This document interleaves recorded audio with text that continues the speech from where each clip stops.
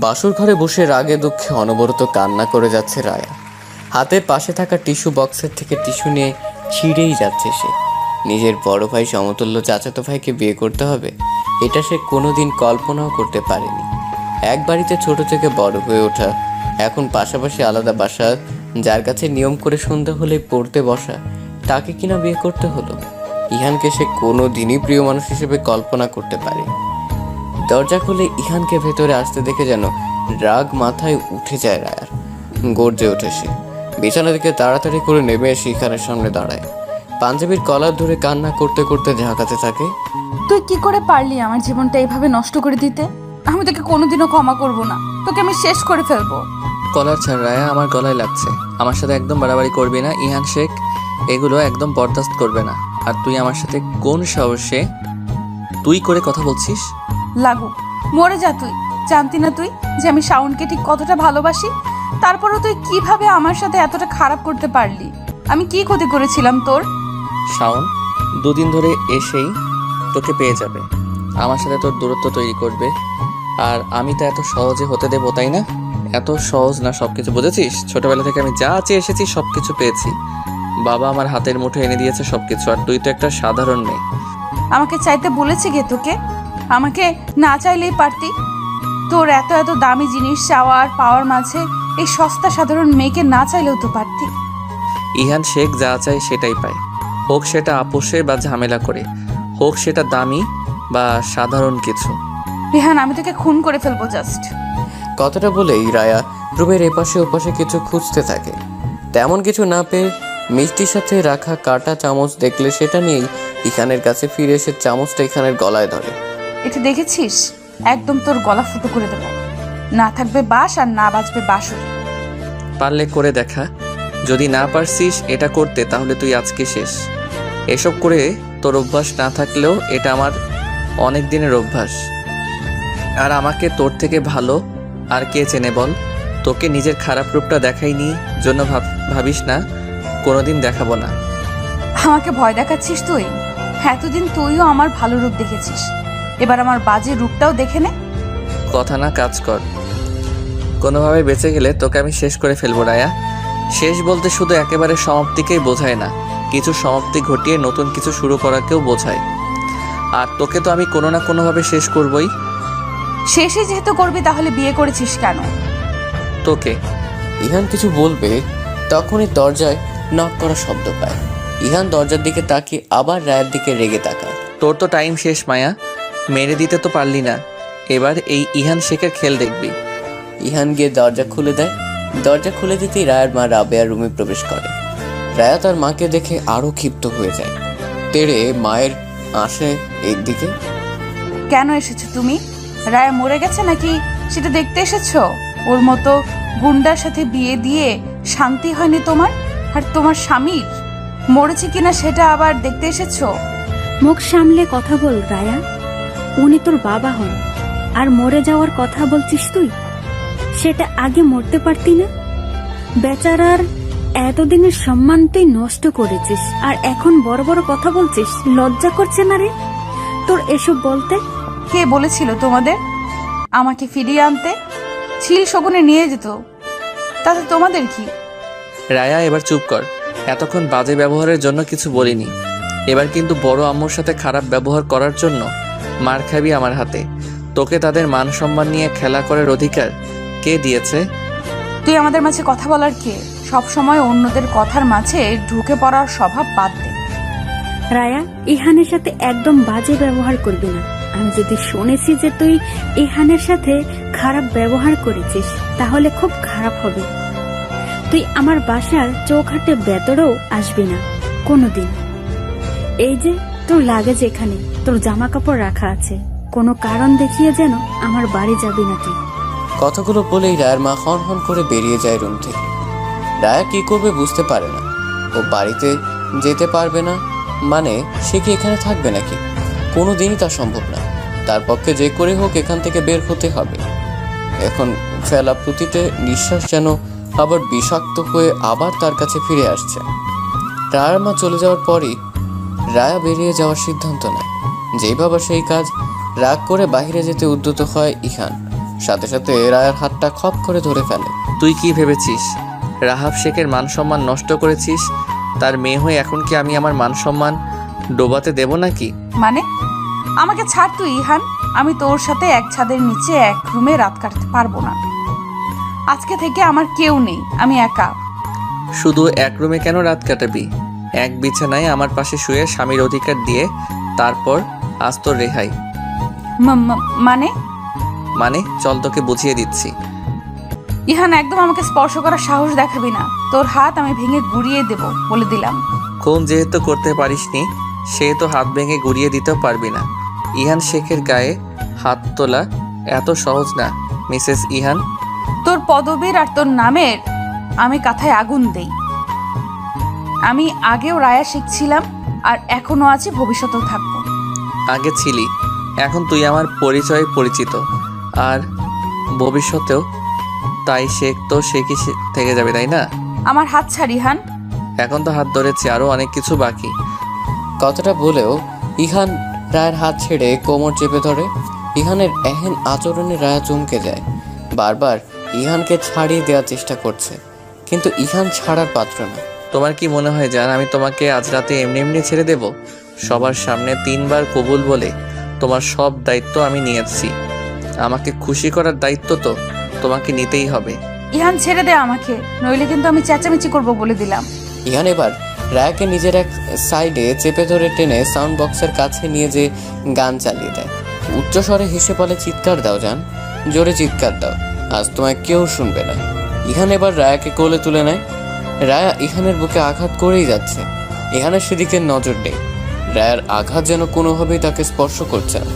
ইহান রায়াকে কোল থেকে বিছানায় ফেলে দেয়। রায়া আবার ভয় পেয়ে যায়।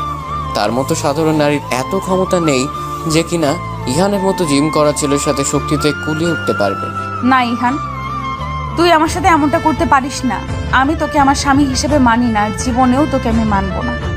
তুই আমি দুজনেই কবুল বলে একে অপরকে স্বীকার করে নিয়েছি, অনেকে সাক্ষী আছে। আর তুই কিনা বলছিস মানিস না? মামার বাড়ির আবদার নাকি? বিয়ে করেছি কি শুধু তোর এই রূপ দেখার জন্য নাকি? আর কোনো কথা না, কোনো কথা না ডার্লিং। আর এতক্ষণ আমার নাম ধরে ডাকা, তুই করে কথা বলার শাস্তি তো তোকে পেতেই হবে। ইহান এক টানে রায়ার শাড়ির আঁচল বুকের উপর থেকে সরিয়ে দেয়। রায়াকে আর কিছু বলার সুযোগ না দিয়ে তার উপর ঝাঁপিয়ে পড়ে। রায়া নিজেকে রক্ষা করতে পেরে ওঠে না ইহানের হাত থেকে। রায়া ইহানের কাছে থেকে কিছুতেই ছাড়াতে পারে না। তবু রায়া নিজেকে ছাড়ানোর চেষ্টা করেই যাচ্ছে, বারবার চিৎকার করছে, কিন্তু কিছুতেই কাজ হয় না। বৌভাতের অনুষ্ঠানে মানুষ আসা শুরু করেছে, কিন্তু নতুন বউ এখনো ঘুম থেকে ওঠেনি। সকালে ইহান উঠে চলে যাওয়ার পরপরই দরজা লক করে আবার শুয়ে পড়েছে রায়। রাতের শারীরিক অত্যাচারের রেশা এখনো কাটেনি। এসবের প্রতিশোধ না নেওয়া পর্যন্ত যেন তার শান্তি নেই। সকাল 10টা থেকে ইহানের মা ইরিনা বেগম এবং বোন এশার ডেকেই যাচ্ছে কিছুক্ষণ পর পর, কিন্তু রায়া কিছুতেই দরজা খুলছে না। 12টার দিকে আর কোনো উপায় না পেয়ে ইরিনা বেগম ছেলেকে কল দেন। ইহান সকাল থেকে কাজে ব্যস্ত, নিজের বিয়ের সমস্ত দায়িত্ব নিজের কাঁধে এসে পড়েছে। মায়ের ফোন পেয়ে একটু ফাঁকা জায়গায় বেরিয়ে আসে ইহান। হ্যাঁ আমি বলো। রায় এখনো দরজা খুলেনি। পায়লা থেকে মেয়েরা এসে 11টা থেকে অপেক্ষা করছে। মানুষ আসা শুরু করেছে। বাড়ির এই অবস্থা দেখলে মান সম্মানের বাকিটুকু আর থাকবে না ইহান। আমি আসছি। আমি ফোন কেটেই ইহান বাড়ির ভেতরে প্রবেশ করে। অনুষ্ঠান হলেও বাড়ির ভেতরে কোনো হই চই হট্টগোল নেই, সবাই বাহিরের দিকটাতেই আছে। ইহান বাড়ির ভেতরে ঢুকতেই এশার সাথে দেখা হয়ে যায়। ইহানকেই ডাকতে যাচ্ছিল সে, ভাইকে দেখে আর এগোয় না। ইহান হাঁটতে হাঁটতেই বলে, রায়া দরজা খোলেনি এখনো? না, ভেতরে গান চলতেছে, হয়তো আমাদের কারোর কথা ডাক ভেতরে পৌঁছাচ্ছে না। আচ্ছা তুই মাকে বল রায়া এখনই দরজা খুলবে। আধা ঘন্টার মধ্যেই যেন রুমে পার্লারে মেয়েদের পাঠিয়ে দেয়। এশা সম্মতিসূচক মাথা নাড়িয়ে চলে যায়। ইহান নিজের রুমের দরজার সামনে গিয়ে দেখে দরজা তখনও ভেতর থেকে আটকানো। পকেট থেকে চাবিটা বের করে দরজা আনলক করে ভেতরে প্রবেশ করে, সাথে সাথে আবার দরজা বন্ধ করে দেয় ইহান। রায়া খাটে হেলাদ নিয়ে বসেছিল। ইহানকে দেখে রীতিমতো থতমতো খেয়ে যায় সে। রায়ের মুখের অবস্থা দেখে ইহান বাঁকা হেসে বলে, কি ভেবেছিলি সারাটা দিন সবাই বাইরে থেকে তোকে ডাকবে আর তুই এভাবেই বসে মজা দেখবি? বড় কথা আমার সম্মান নষ্ট করবি? এটা আমি কি করে হতে দেই বলো তো জান? ইহান শেখের মান সম্মান তোর হাইটের ডাবল উঁচুতে আছে, লাফিয়ে লাফিয়েও ছুতে পারবি না। এখন জিদ না করে যা, ফ্রেশ হয়ে আয়, বউ সাজতে হবে তো আবার। আমি ফ্রেশও হব না, সাজবও না, এখান থেকে উঠবই না। শরীরে এনার্জি নেই, আদর লাগবে, আগে বলবি না? বলে ইহান খাটের দিকে এগিয়ে যায়। রায়া এবার দৌড়ে চড়ে বসে, খাটের অন্য পাশে চলে যায় সে। রায়া উচ্চ স্বরে বলে ওঠে, একদম কাছে আসার চেষ্টা করবে না, একদম ছোবেন না আমাকে।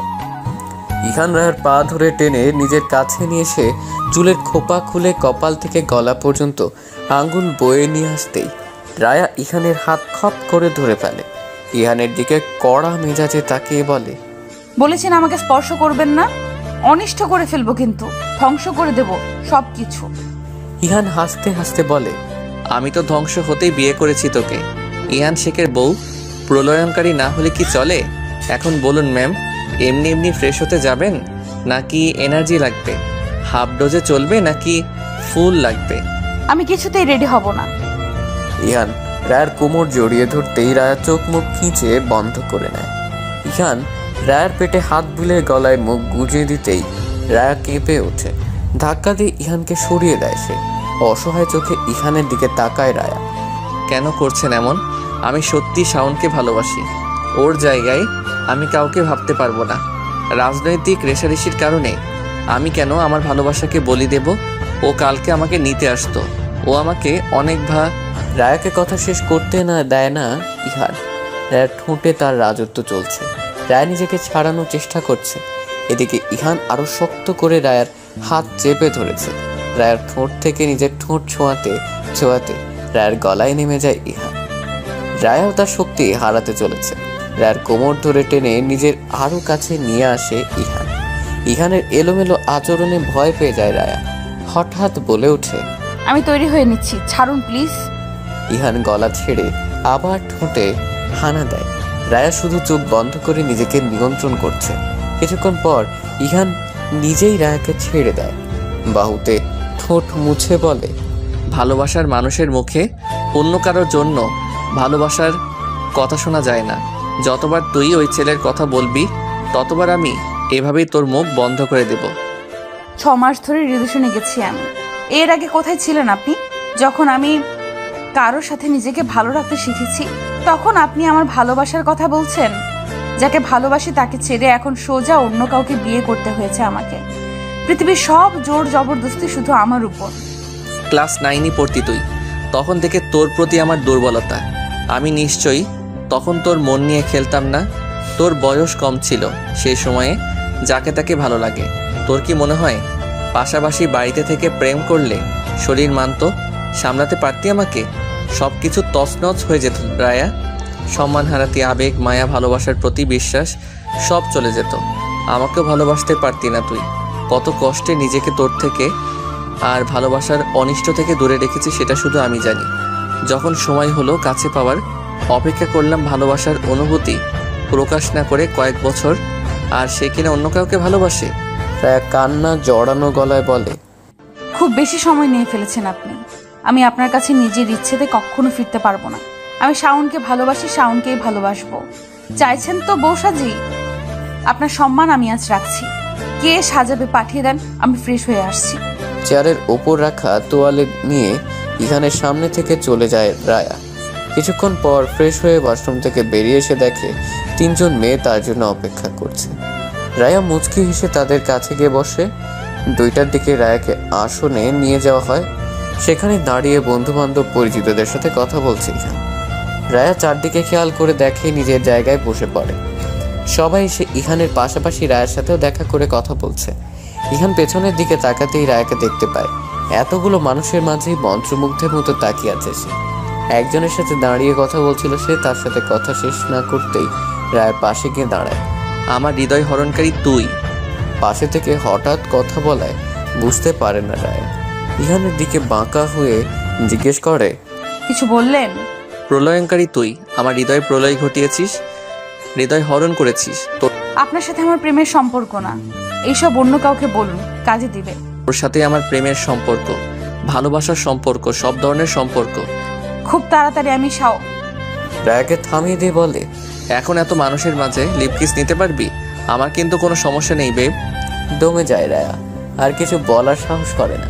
এই লোকের উপর বিশ্বাস নেই তার, যখন তখন যেখানে সেখানে যা তা করে ফেলতে পারে। রায়া ঘুরে অন্যদিকে তাকায়। সবার সাথে দেখা সাক্ষাৎ করে অনুষ্ঠান শেষ করে নিজের রুমে ফিরতে ফিরতে রাত 8টা। রায়া রুমে আসার সাথে সাথে এশা এসে দরজা নক করে। রায়া শাড়ি খুলতে গিয়ে আবার দরজার কাছে এসে এশাকে জিজ্ঞেস করে, কি হয়েছে? তুমি তো কিছুই খাওনি, তাই কাকে খাবার পাঠিয়েছে তোমার জন্য? নিয়ে আসবো? তোর কাকিকে বলে দে খাবারের সাথে কয়েক ফোঁটা বিষ যেন দিয়ে দেয়। কি বলছো এসব? তুমি মাথা ঠান্ডা করো আপু, দেখবে সব ঠিক হয়ে যাবে। তুমি তো জানোই ভাইয়া একটু রাগী, কিন্তু খুব ভালো মানুষ। রুমে আসবি? আমি চেঞ্জ করব, ফ্রেশ হব। এত মেকআপ দিয়েছে, মুখ চুলকাচ্ছে। না, তুমি তাহলে চেঞ্জ করো। ঠিক আছে যা, কেউ ডাকলে বলবি আমি ব্যস্ত আছি। এশা সেখান থেকে চলে যেতেই রায়া দরজা আটকাবে এমন সময় ইহান এসে যায়। দরজা থেকে রায়ার হাত শক্ত করে ধরে ভেতরে নিয়ে যায় ইহান। হাত শক্ত করে ধরায় রায়া ব্যথায় চিৎকার দিয়ে ওঠে। রুমের মাঝে এসে হাত ছেড়ে দেয় ইহান। রায়া ইহানের দিকে এক পলক তাকাতেই খেয়াল করে ইহানের চোখ মুখ শক্ত করে আছে, নিশ্চয়ই কোনো বিষয় নিয়ে রেগে আছে। রায়া মুচকি হাসে। করেছে তো অনেক কিছুই, কিন্তু কোনটার জন্য রেগে আছে কে জানে। ইহান তাড়া পায়ে হেঁটে দরজাটা দ্রুম করে আটকে দেয়। ইহান এবার রায়ার সামনে এসে দাঁড়ায়, দাঁতে দাঁত চেপে বলে, আমি পুরুষ মানুষ নই? কাউকে কিছু বললে ভেবে বলতে পারিস না? পুরুষ হতে হলে দম থাকতে হয়, ওটা আমার অনেক বেশি আছে। আরও প্রমাণ চাই নাকি বিশ্বাস করতে? রায়া ইহানের দিক থেকে চোখ ফিরিয়ে নিয়ে বলল, আপনি এগুলো আমাকে কেন বলছেন? তুই তো মানুষের কাছে বলে বেড়াচ্ছিস, তোকে বলবো না তো কাকে বলবো? আমি মোটেও একদম কিছু কাউকে বলিনি। কি বলেছিস তাহলে? কিছুই বলিনি আমি। আমার ধৈর্যের পরীক্ষা নিস না রায়া, এত পরীক্ষা দিতে আমি অভ্যস্ত না। কিছুক্ষণ থেমে আবার বলে ওঠে, গত রাতের জন্য দুঃখিত। এরপর তোর ইচ্ছে বা অনুমতি ছাড়া আমি তোকে ছোবো না, নিশ্চিন্তে থাকতে পারিস এখন থেকে। ইহান কথাটা বলে রুম থেকে বের হয়ে যায়। ইহানের এমন ভুল বদলে বেশ অবাক হয় রায়া। ইহানের চলে যাওয়ার দিকে নিমিষ চেয়ে থাকে। খারাপ মানুষের ভালো রূপ মোটেও হজম হচ্ছে না তার। ইনা বেগম রুমে প্রবেশ করে দেখে রায়া দরজার দিকেই তাকিয়ে আছে। তিনি রায়ার সম্মুখে এসে জিজ্ঞেস করলেন, ইয়ান ওভাবে বেরিয়ে কেন গেল? কোনো কাজ পড়ে গেছে? জানি না, আমি কিচ্ছু বলিনি। আচ্ছা, ওখানে তো মনে হয় কিছু খাসনি। আমার তো আহার নিদ্রা সব গেছে বড় মা। ইনা বেগম নিম্নস্বরে বলেন, ভাগ্যে যা ছিল তাই হয়েছিল, এখন অতীত ভুলে যা। ইহানের সাথে যত তাড়াতাড়ি সব ঠিকঠাক করে নিবি ততই তোর জন্য ভালো হবে। আমার ছেলেকে তো চিনিস, ভীষণ জেদি আর একরোখা টাইপের। সব কিছু জলদি ঠিক করে নে, আমি খাবার পাঠিয়ে দিচ্ছি, খেয়ে শুয়ে পড়বি। ইনা বেগম চলে যাওয়ার পরপরই রায়া দরজা আটকে চেঞ্জ করে ফ্রেশ হয়ে নেয়। হঠাৎ বাড়ির কথা মনে হতেই বুকের মধ্যে কিছু একটা খঁচ করে বিঁধে। অনুষ্ঠানে সবাই সবার সাথে কথা বললেও তার বাড়ির কেউ তার সাথে কথা বলেনি, এমনকি তার মাও না। মাকে সে একবার চোখের দেখাটাও দেখতে পারেনি। ওদিকে শাওনের কি অবস্থা সেটা ভেবে মন খারাপ হচ্ছে রায়া। শাওন কি তার কলের অপেক্ষা করছে? বিয়ের কথা তো সমস্ত গ্রাম জেনে গেছে। চেয়ারম্যান শামসুজ্জামানের মেয়ের বিয়ে বলে কথা, তাও আবার ইহান শেখের সাথে। শাওন তাকে ভুল বেজবে কিনা সেটা নিয়ে ভাবছে রায়া। রুমের মধ্যেই বাজারি করতে থাকে সে। ভীষণ অস্থির লাগছে তার। দরজায় নক করার শব্দ হতেই রায়া গিয়ে দরজা খুলে দেয়। ইহান খাবার নিয়ে দরজার উপাশে দাঁড়িয়ে আছে। রায়ের দিকে প্লেট এগিয়ে দিয়ে বলে, অনেক রাত হয়ে গেছে, খাবারকে ঘুমিয়ে পড়। আমি পাশের রুমে আছি, রাতে কোনো প্রয়োজন হলে ডাক দিলেই হবে। রায়া তাচ্ছিলের হাসি হেসে বলে, এত চেঞ্জ হঠাৎ এত ভালো মানুষই কেন? আপনি তো ভালো মানুষ নন। ঘরের কথা বাহিরে গেলে সেটা দৃষ্টিকটু দেখায়, আর সেটা যখন অন্য মানুষের সাথে ঘুরে ফিরে আবার ঘরের মানুষের কাছে আসে তখন সেটা আরও বাজে দেখায়। আপাতত চাইছি না আমাদের আর কোনো ঘটনা ঘটুক, তুই যা চাইবি তাই হবে। আমি তোর আশেপাশে আর থাকছি না, আমি যেটা বলি সেটাই করি। রায়ার মনে পড়ে অনুষ্ঠানে মাকে না দেখে এশার ফোন দিয়ে মাকে কল করেছিল। তার মা তার সাথে কথা বলতে চায়নি, তখন সে কান্না করে মাকে জানিয়েছিল ইহানের কথা। রায়া ভাবে ইহানকে কি তবে কেউ কিছু বলেছে? সে কাঁপা কাঁপা গলায় বলে, আমাকে ডিভোর্স দেওয়ার ব্যবস্থা করুন শাহ। ইহান খাবারের প্লেটটা পাশের ছোট টেবিলটায় রেখেই রায়ার ঠোঁট দখল করে নেয়। রায় সাথে সাথে চোখ বন্ধ করে ফেলে। বারান্দা দিয়ে নিম নিম বাতাস আসছে, চুলগুলো যেন রায়ের মুখে এসে আছড়ে পড়ছে। রায়কে চোখ বন্ধ করতে দেখে ইহান আরো ক্লোজ হতে শুরু করে। রায়ের অবস্থা ব্যক্তি দেখে ইহানের থেকে নিজেকে ছাড়িয়ে নেয়। ঘটে যাওয়া ঘটনায় ভীষণ রকম অপ্রস্তুত সে। ইহান এত কিছু বলার পরও যে এটা করে বসবে সেটা ধারণা করতে পারেনি সে। রায়কে চুপ থাকতে দেখে ইহান মুচকি হেসে বলে, তুই চাইলে আমরা আরো গভীর হতে পারতাম। ভেবেছিলাম তুইও আমাকে চাইছিস, জন্যই বারবার ওই গর্দবটার নাম মুখে আনছিস। ওর নাম উচ্চারণ না করে আমাকে আমার কথা রাখতে সহায়তা তুই করতেই পারিস রায়া। ভালোবাসি ওকে। ভালোবাসি তোকে খুব। আমার ভালোবাসার দৈর্ঘ্য, প্রস্থ, ব্যাস, ব্যাসার্ধ তুই কোনোদিন পরিমাপ করতে পারবি না, গভীরতা কল্পনাও করতে পারবি না। যেটা করবোই না সেটার প্রতি কোনোদিন ইচ্ছে পোষণ করা বিলাসিতা। ভালোবাসবি আমাকে? তুই নিজেকে যতটা ভালোবাসিস তার চেয়ে আমাকে বেশি ভালোবাসবি। আমাকে ছাড়া নিজের অস্তিত্ব কল্পনা করতে পারবি না। ভালোবাসতে না পারলে নিঃশ্বাস বন্ধ হয়ে যাবে, কাছে পাবার জন্য একটু ছুঁয়ে দেওয়ার জন্য ছটফট করবি। তুই ভালোবাসার মরণে মরবি, খুব বিদঘুটে হবে সেই মৃত্যু।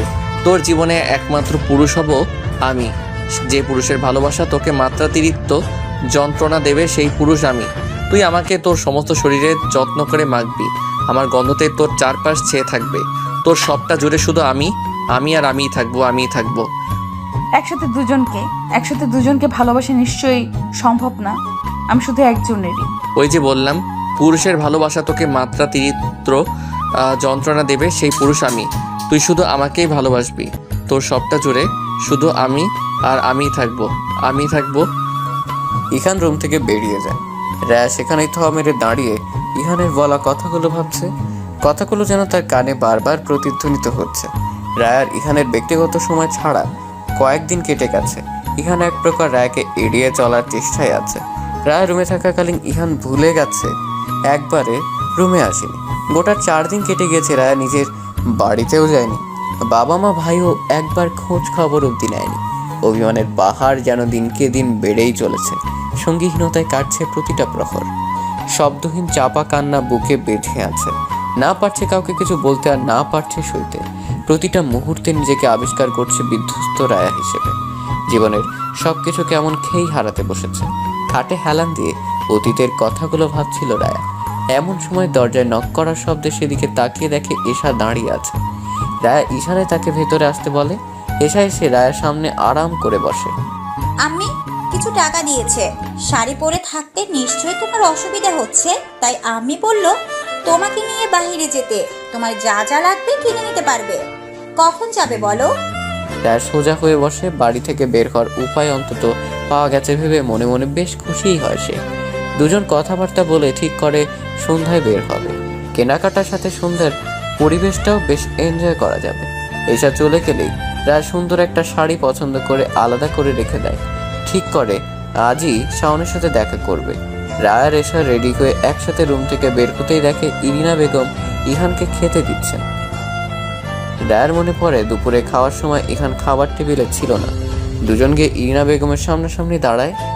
রায়া ইহানের দিকে তাকিয়ে ইরিনা বেগমকে উদ্দেশ্য করে বলে, বড় মা আসছি, তাহলে আমরা ফিরতে একটু দেরি হতে পারে। ইরিনা বেগম ইহানের প্লেটে বাড়তি ভাতটুকু দিয়ে বলেন, মেয়েদের সন্ধ্যার পর বাইরে থাকতে হয় না, বেশি দেরি করিস না। ইহান প্লেটে ভাত নাড়াচাড়া করতে করতেই বলে, যখন আসিস সমস্যা নেই, দুজন একটু সাবধানে চলাফেরা করিস। এই এলাকার কারো সাহস নেই তোদের ক্ষতি করার। গেড়ে রেখে দেব না ওখানেই। আর এসা, হ্যাঁ ভাইয়া। আমার ওয়ালেটে টাকা আছে, দুজন 2টা বোরকা কিনে নিয়ে আসবি। এরপরের বার থেকে দুজন বোরকা পরবি। আচ্ছা। দুজন বেরিয়ে যাওয়ার সাথে সাথে ইরিনা বেগম বলে ওঠেন, দুজনকে সাহস দিয়ে মাথায় তুলিস না। এইভাবে চলাফেরা করলে মেয়েরা খারাপ হয়ে যায়। আমি আমার মেয়েকে শাসনে রাখতে পারবো, কিন্তু রায়াকে কিছু বলতে গেলেই খারাপ শাশুড় হয়ে যাব। তার চেয়ে ভালো তুইও এসব দেখ। চিন্তা কর না, আমি কিচ্ছু হবে না। আমি যতটুকু হতে দেব ততটুকুই কেউ কিছু করতে পারবে। শপিং শেষ করে রায়া আর এশার রেস্টুরেন্টে এসে বসেছে। খাবারও অর্ডার দেওয়া হয়ে গেছে। ওয়েটার এসে জানালো 10 থেকে 15 মিনিট লাগবে। রায়া হঠাৎ কিছু মনে পড়ার মতো করে বলে, এসা আমি একটা জিনিস কিনে আনতে ভুলে গেছিলাম। দুজন একসাথে তো আর যেতে পারবো না এখন, পরে গেলেও তো অনেক দেরি হয়ে যাবে। তুই বরং এখানে বস, আমি 5-7 মিনিটের মধ্যেই চলে আসছি। তোর ফোনে এমবি আছে তো না? এমবি থাকলে তোর বসে থাকতে খারাপ লাগতো না। এসা ফোন টিপতে টিপতেই বলল, হ্যাঁ তুমি যাও, আমি এখানেই আছি। একটু তাড়াতাড়ি এসো, খেয়ে বাসে ফিরতে হবে। আমি যাব, কিনে নিয়েই চলে আসব, বেশি সময় লাগবে না। এসা সম্মতিসূচক মাথা নাড়িয়ে আবার ফোনে ফোন দেয়। রায়া নিজের সাইড ব্যাগটা নিয়ে তাড়াতাড়ি করে বেরিয়ে যায়। সে জানে শাওন এই সময় কোথায় থাকে। যতদিন তার সাথে এই সময় রাতে কথা হয়েছে, ফোনে কথা বলার সময় জিজ্ঞেস করলে একই জায়গার নাম বলেছে সব সময়। রায়া তাড়াতাড়ি করে হেঁটে স্টলের সামনে গিয়ে দাঁড়ায়। ভেতরে কয়েকজন ছেলে দাঁড়িয়ে দাঁড়িয়ে ক্যারাম খেলছিল। রায় স্টলের ছোট ছেলেকে ডাক দিয়ে জিজ্ঞেস করে জানতে চায় শাওন এখানে আছে কিনা। সেটা ভেতরে একবার দেখে জানায় শাওন ভেতরেই আছে। রায় তার হাতে 100 টাকার নোট গুঁজে দিয়ে শাওনকে একবার ডেকে দিতে বলে। ছেলেটা ভেতরে চলে গেলে রায়া রাস্তার এক পাশে গিয়ে দাঁড়ায়। মিনিট খানেকটার মধ্যে স্টলের ভেতর থেকে লম্বা চওড়া স্বাস্থ্যবান ছেলে এক প্রকার দৌড়ে এসে রায়কে জড়িয়ে ধরতে লাগলে রায়া তার বুকে হাত দিয়ে ঠেলে থামিয়ে দেয়। ছেলেটা সেখানেই দাঁড়িয়ে থাকে। রায়া স্পষ্টভাবে বলে ওঠে, শাওন। শাওন এলোমেলোভাবে কিছু বলতে গিয়ে ব্যর্থ হয়। মলিন মুখে শুধায়, কেমন আছো রায়া? রায়া কিছু বলে না। নিমিষ তাকিয়ে দেখছে শাওনকে। কতগুলো দিন কেটে গেছে, দুজনের দেখা হয়নি, এমনকি মুঠোফোনে বাক্য বিনিময়ও হয়নি। রায়াকে চুপ থাকতে দেখে শাওন আবার বলে ওঠে, তুমি তোমার শাওনকে ছেড়ে কেমন আছো? তোমার শাওনকে একবারও মনে পড়েনি তোমার? তুমি জানো আমি তোমাকে মনে করে কত কান্না করেছি, কতবার তোমায় কল করেছি জানো তুমি? রায়া নিচু গলায় বলে, তুমি আমাকে সেদিন নিতে কেন আসনি শাওন? তুমি কিভাবে পারলে আমাকে ঠকাতে? তুমি জানো আমি স্টেশনে একলা একটা মেয়ে কিভাবে ছিলাম? বিয়ের আসর ছেড়ে পালিয়েছিলাম আমি শুধু তোমার কথা ভেবে, তোমার সাথে সংসার করব বলে। অথচ আজ আমাকে অন্য কারো সংসার সামলাতে হচ্ছে। এসব তো আমি চাইনি শাওন, তবে কেন আমার সাথেই ঘটলো এসব? আমি তোমাকে নিতে স্টেশনে গিয়েছিলাম রায়া। আমাকে না নিয়ে ফিরে গেছিলে? বুক কাঁপলো না তোমার? স্টেশনে গেটে পা রাখতেই দেখি মার কল। আব্বা অসুস্থ হয়ে গিয়েছিল, তোমাকে কিভাবে নিয়ে যেতাম বলো? আমি ভেবেছিলাম তুমি বাড়ি ফিরে গেলে বিয়েটা আর হবে না, কোনো না কোনো ভাবে বিয়েটা তুমি ভেঙে দিবে, বিশ্বাস ছিল এটাই। রায়ার চোখ ছলছল করছে। চোখের পলক ফেলতেই 2 ফোঁটা পানি গাল বেয়ে গড়িয়ে পড়ল। রায়ার নাক টেনে গাল মুছে বলল, বিয়ে আমি ভাঙতে পারিনি শাওন। তুমি একা এসেছো এখানে রায়া। আমি তোমাকে অন্য কারোর সাথে সহ্য করতে পারছি না। অন্য কেউ তোমার সাথে থাকছে ভাবলেই কান্না হয়। সে তোমাকে ছয়নি তো বলো, তুমি আমারই আছো তো বলো না? রায়া ফুপিয়ে কান্না করে দেয়। কান্না জড়ানো গলায় বলল, ছুঁয়েছে শাওন, ইহান আমাকে খুব বাজেভাবে ছুঁয়েছে। কিছুক্ষণ নীরব হয়ে দাঁড়িয়ে থাকে শাওন। রায়া কান্না করেই যাচ্ছে। শাওন কিছু একটা ভেবে চকিতে বলে ওঠে, রায়া তুমি আমার, সে তুমি যেরকমই হও। ইহান তোমাকে তোমার ইচ্ছের বিরুদ্ধে স্পর্শ করেছে। আমি তোমাকে এক্ষুনি এখান থেকে নিয়ে যাব, আর থাকতে হবে না তোমার ওখানে। তুমি আমার সাথে আমার মানুষ হয়ে থাকবে। প্রিয় মানুষদের মুখে এমন কথা শুনে আশার আলো দেখতে পায় রায়া। নিজের মনকে জিজ্ঞেস করে, পালিয়ে যাব শাওনের সাথে? বাবার যে সম্মানহানি হবে। পরেই মনকে বুঝায় তারা কেউ তো আর তার কথা শুনেনি, তাহলে সে কেন এত মানুষের কথা শুনবে? রাজি হয়ে যায় রায়া। প্রিয় মানুষের সাথে পালিয়ে যেতে সে প্রস্তুত। ঠিক করে এক্ষুনি পালাবে তারা, কারো কথা আর ভাববে না। রায়ের রাজি হওয়ায় শাওনও বেশ খুশি হয়। রায়ের দুবাহু ধরে বলে, তুমি এখানে দাঁড়াও, আমার বন্ধুকে ব্যবস্থা করতে বলি। কিসের ব্যবস্থা করতে বলবে? রায়ের কথা না শুনেই শাওন একটু দূরে এসে কাউকে কল লাগায়। দূরে জ্বলতে থাকা লাইটের আলোয় শাওনের মুখে শয়তানি হাসি স্পষ্ট বোঝা যাচ্ছে। উপাস থেকে কল রিসিভ করতেই শাওন বলে ওঠে, মামা কাম তো হয়ে গেছে। আমার শত্রুর মেয়ে বর্তমানে ইহান শেখের স্ত্রী নিজে পায়ে হেঁটে আমার কাছে চলে এসেছে। সেদিন সম্মান ডুবাইতে পারেনি তো কি হয়েছে, আজ তো হবে। রাহাত আর নাইককে ডাক দে, 4 জন মিলে আজ মাস্তি করব। রুমটা ঠিক কর, আইতাছি। কল রেখে রায়ের কাছে যাওয়ার উদ্দেশ্যে পেছন ফিরতেই রায়কে দেখে চমকে যায় শাওন। সাথে সাথে চোখ বড় বড় হয়ে যায় তার। রায়ের মুখে একসাথে ভয়, নিন্দা, তীব্র ঘৃণা পরিলক্ষিত হচ্ছে। শাওন শুকনো ঢোক গিলে বলে, রায়া তুমি এখানে? রায়া নিজেকে নিয়ন্ত্রণ করতে না পেরে রাগে একটা সশব্দের চড় লাগিয়ে দেয় শাওনকে। শাওন গালে হাত দিয়ে দাঁতে দাঁত ঠুকতে থাকে। হাত ধরে টেনে ফাঁকা জায়গায় নিয়ে যে বলে, তোর সাহস তো কম না, তুই আমাকে চর মারলি, এই শাওনকে চর মারলি, জীবনের ভয় নেই তোর? রায়ার টান দিয়ে নিজের হাত ছাড়িয়ে নিয়ে বলে, ভালোবাসার নামে এই নোংরা খেলা খেলতে বুক কাঁপলো না তোর? তুই আমাকে রেপ করার চিন্তা করছিস? রাজনৈতিক শত্রুতার জন্য তুই আমার ইমোশন নিয়ে খেললি, আর তোর জন্য আমি কিনা রুমে বসে দম বন্ধ করে কান্না করছিলাম। শাওন সাথে সাথে পকেট থেকে রুমাল বের করে কোনোভাবে রায়ের মুখটা পেতে নেয়। এক হাত দিয়ে শক্ত করে রায়ের দুই হাত মুঠোবন্দি করে ধরে কোনো একজনকে কল দিয়ে তাড়াতাড়ি সেখানে আসতে পারে। রায় নিজেকে ছাড়ানোর চেষ্টা করছে, চোখ দিয়ে তার অনবরত বাড়ি ঝরছে। ভালোবাসার মানুষের এমন কুৎসিত বিকৃত রূপ দেখতে হবে এটা সে কখনো কল্পনাও করতে পারেনি। হঠাৎ পায়ে হাঁটুর নিচে কেউ পেছন থেকে লাথি দিতেই আঘাত লেগে টাল সামলাতে না পেরে মাটিতে পড়ে যায় শাওন। পেছন ফিরে তাকায় সে, রায়া কিং কর্তব্য বিমূঢ় হয়ে দাঁড়িয়ে আছে। তার চোখের বাড়ি ধরা থামেনি এখন। রায়ের মুখের বাঁধন নিজেই খুলে নেয়। দৌড়ে গিয়ে দাঁড়িয়ে থাকা ব্যক্তিটাকে জড়িয়ে ধরে বুকে মাথা রেখে বলে ওঠে, ইহান। ইহানের পিছে কয়েকজন দাঁড়িয়ে আছে, হাতে তাতে লাঠি সোঁটা। 7-8 জনের মধ্যে কারো হাত শুনোনি, সবার মুখে রাগের ছটা। ইহান রায়কে বুকের বাম পাশে বাম হাত দিয়ে জড়িয়ে নিয়ে শাওনের দিকে এগিয়ে যায়। শাওন উঠবে এমন সময় আরেকবার জোরে লাথি দিয়ে ফেলে দেয়। হাতের উপর পা দিয়ে ডলতে থাকে আর বলতে থাকে, বউ হয় ও আমার, ওর শরীরে হাত দেওয়ার তুই কে? ও আমার বউ, মারলেও আমি মারবো, আর আদর করলেও আমি করব।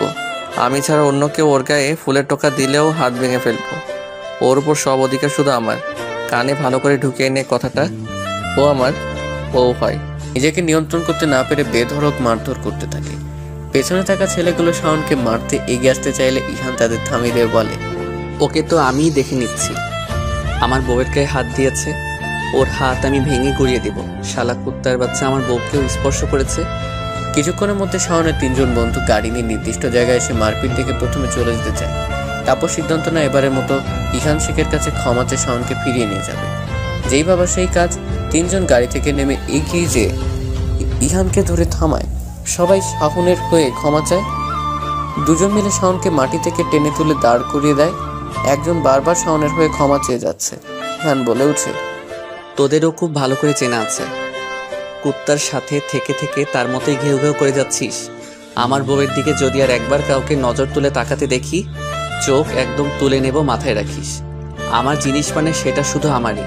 এখানে আমি অন্য কাউকে একচুল পরিমাণও বরদাস্ত করব না। ফার্দার যদি আমার এলাকার ত্রিসীমানায় তোদের কাউকে দেখেছি, সেদিনই তোদের শেষ দিন হবে, মনে রাখিস। ইহান একজনকে ডেকে পুলিশকে কল করতে বলে। রায়াকে নিয়ে সেখান থেকে বেরিয়ে যায়। রায়ার ইহানের বাড়ি ফিরতে ফিরতে 10টা পার হয়ে যায়। গাড়িতে দুজনের সাথে একটা কথাও বলেনি। সারা রাস্তা রায়া চোখের পানি ফেলেছে। পৃথিবীর কোনো মানুষই নিজেকে নিজের পছন্দ বা সিদ্ধান্তকে ভুল হিসেবে কিছুতেই মেনে নিতে পারে না। সারা পৃথিবীর মানুষ যখন চোখে আঙুল দিয়ে দেখিয়ে দেয় তখন খুব দেরি হয়ে যায়। নিজেকে শুধরে নিতে নিতে কিছু সম্পর্ক স্বকীয়তা হারায়। বাড়ির সামনে এসে গাড়ি থামলে রায়া গাড়ি থেকে নেমে পাশেই দাঁড়ায়। ইহান গাড়ি রাখার জায়গায় গাড়ি ঠিক করে রেখে এসে দেখে রায়া যেখানে দাঁড়িয়ে ছিল সেখানেই দাঁড়িয়ে আছে। ইহান গেটের ভিতর ঢুকবে এমন সময় রায়াকে উদ্দেশ্যে বলে ওঠে, আমি আগেই এশাকে বাড়ি পাঠিয়ে দিয়েছি। ওকে বলেছি আমি তোকে নিয়ে দেরিতে ফিরবো। ওভাবে বাড়িতে বলেছে। এবার তুই স্বাভাবিক হয়ে বাড়িতে ঢুকলে আর কোনো সমস্যা হবে না। 2 জন একসাথেই বাড়িতে প্রবেশ করে। ইহান নিজের জন্য বরাদ্দকৃত রুমের দরজা হাট করে খুলে আবার দরজা আটকে দেয়। রায়া সেখানে কিছুক্ষণ দাঁড়িয়ে আর কোনো সারা শব্দ না পেয়ে নিজেও নিজের রুমের দিকে অগ্রসর হয়। রাত্রে আর কারোর সাথে দেখা হয় না তার। রায়ার ঘুম থেকে উঠতে উঠতে 11টা বেজে যায়। সারা রাত ঘুমোতে পারেনি সে। সমস্ত দুনিয়ার দুঃখ কষ্ট যেন বুকে চেপে বসেছিল তার। বিছানাতে শুয়ে শুয়ে এপাশ ওপাশ করেছে সারা রাত। কখনো বা রুমেই পায়চারি করেছে বা বারান্দায় দাঁড়িয়ে খোলা আকাশের দিকে তাকিয়ে দুঃখ বিলাস করেছে। ফ্রেশ হয়ে নাস্তা করে নিজের রুমে ফিরে আসবে এমন সময় ইরিনা বেগম রায়াকে নিজের রুমে ডাকেন। রায়া ইরিনা বেগমের পিছে পিছে রুমে প্রবেশ করেন। দুজনে গিয়ে সোফায় বসে ইরিনা বেগম ঠান্ডা মেজাজে বলতে শুরু করলেন, আমার ছেলে আমার সাথে সব কথা শেয়ার করে। যেহেতু আমার কম বয়সে বিয়ে হয়েছিল, তাই সব মিলিয়ে আমি আমার ছেলে চেয়ে 16 বছরের বড়। বয়সের বেশি পার্থক্য না থাকায় আমি আমার ছেলের সাথে খুব ভালোভাবেই মিশতে পেরেছি। এই যে তোর বড় বাবা মারা যাওয়ার পর কিন্তু আমি একা আমার ছেলে মেয়েকে মানুষ করেছি। আল্লাহ যদি আমাদের ওপর রহমত না রাখতেন এটা সম্ভব হতো না। ইহান যে তোকে পছন্দ করে এটা আমি অনেক আগে থেকে জানি। ইহান বাইরে পড়তে যাওয়ার সময় নিজে তোর বাবার কাছে তোকে চেয়ে গিয়েছিল। শোন মা, সংসার জীবনে ভালো থাকার জন্য ভালোবেসে বিয়ে করা জরুরি না। বিয়ের পর পুরুষ আর নারী একে অপরকে ভালোবাসা জরুরি।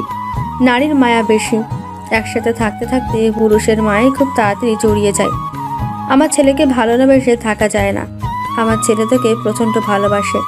যে ছেলে বাড়িতে 3 বেলা ওই টেবিলটাই বসে সবার সাথে বসে নাস্তা করে, সেই ছেলে আজ কয়দিন হয়ে গেল বাড়িতেই থাকছে না।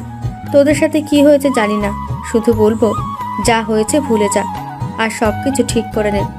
পাশাপাশি বাড়ি হয়, তোর ব্যাপারে যে কিছুই জানি না তেমন না। ওসব নিয়ে শাশুড়ি হয়ে কথা বলতে চায় না। আর ওই ছেলে ইরিনা বেগমকে থামিয়ে দিয়ে রায়া বলে ওঠে। বর্মা প্লিজ, আমি বাইরের কোনো ছেলের কথা আর শুনতে চাই না।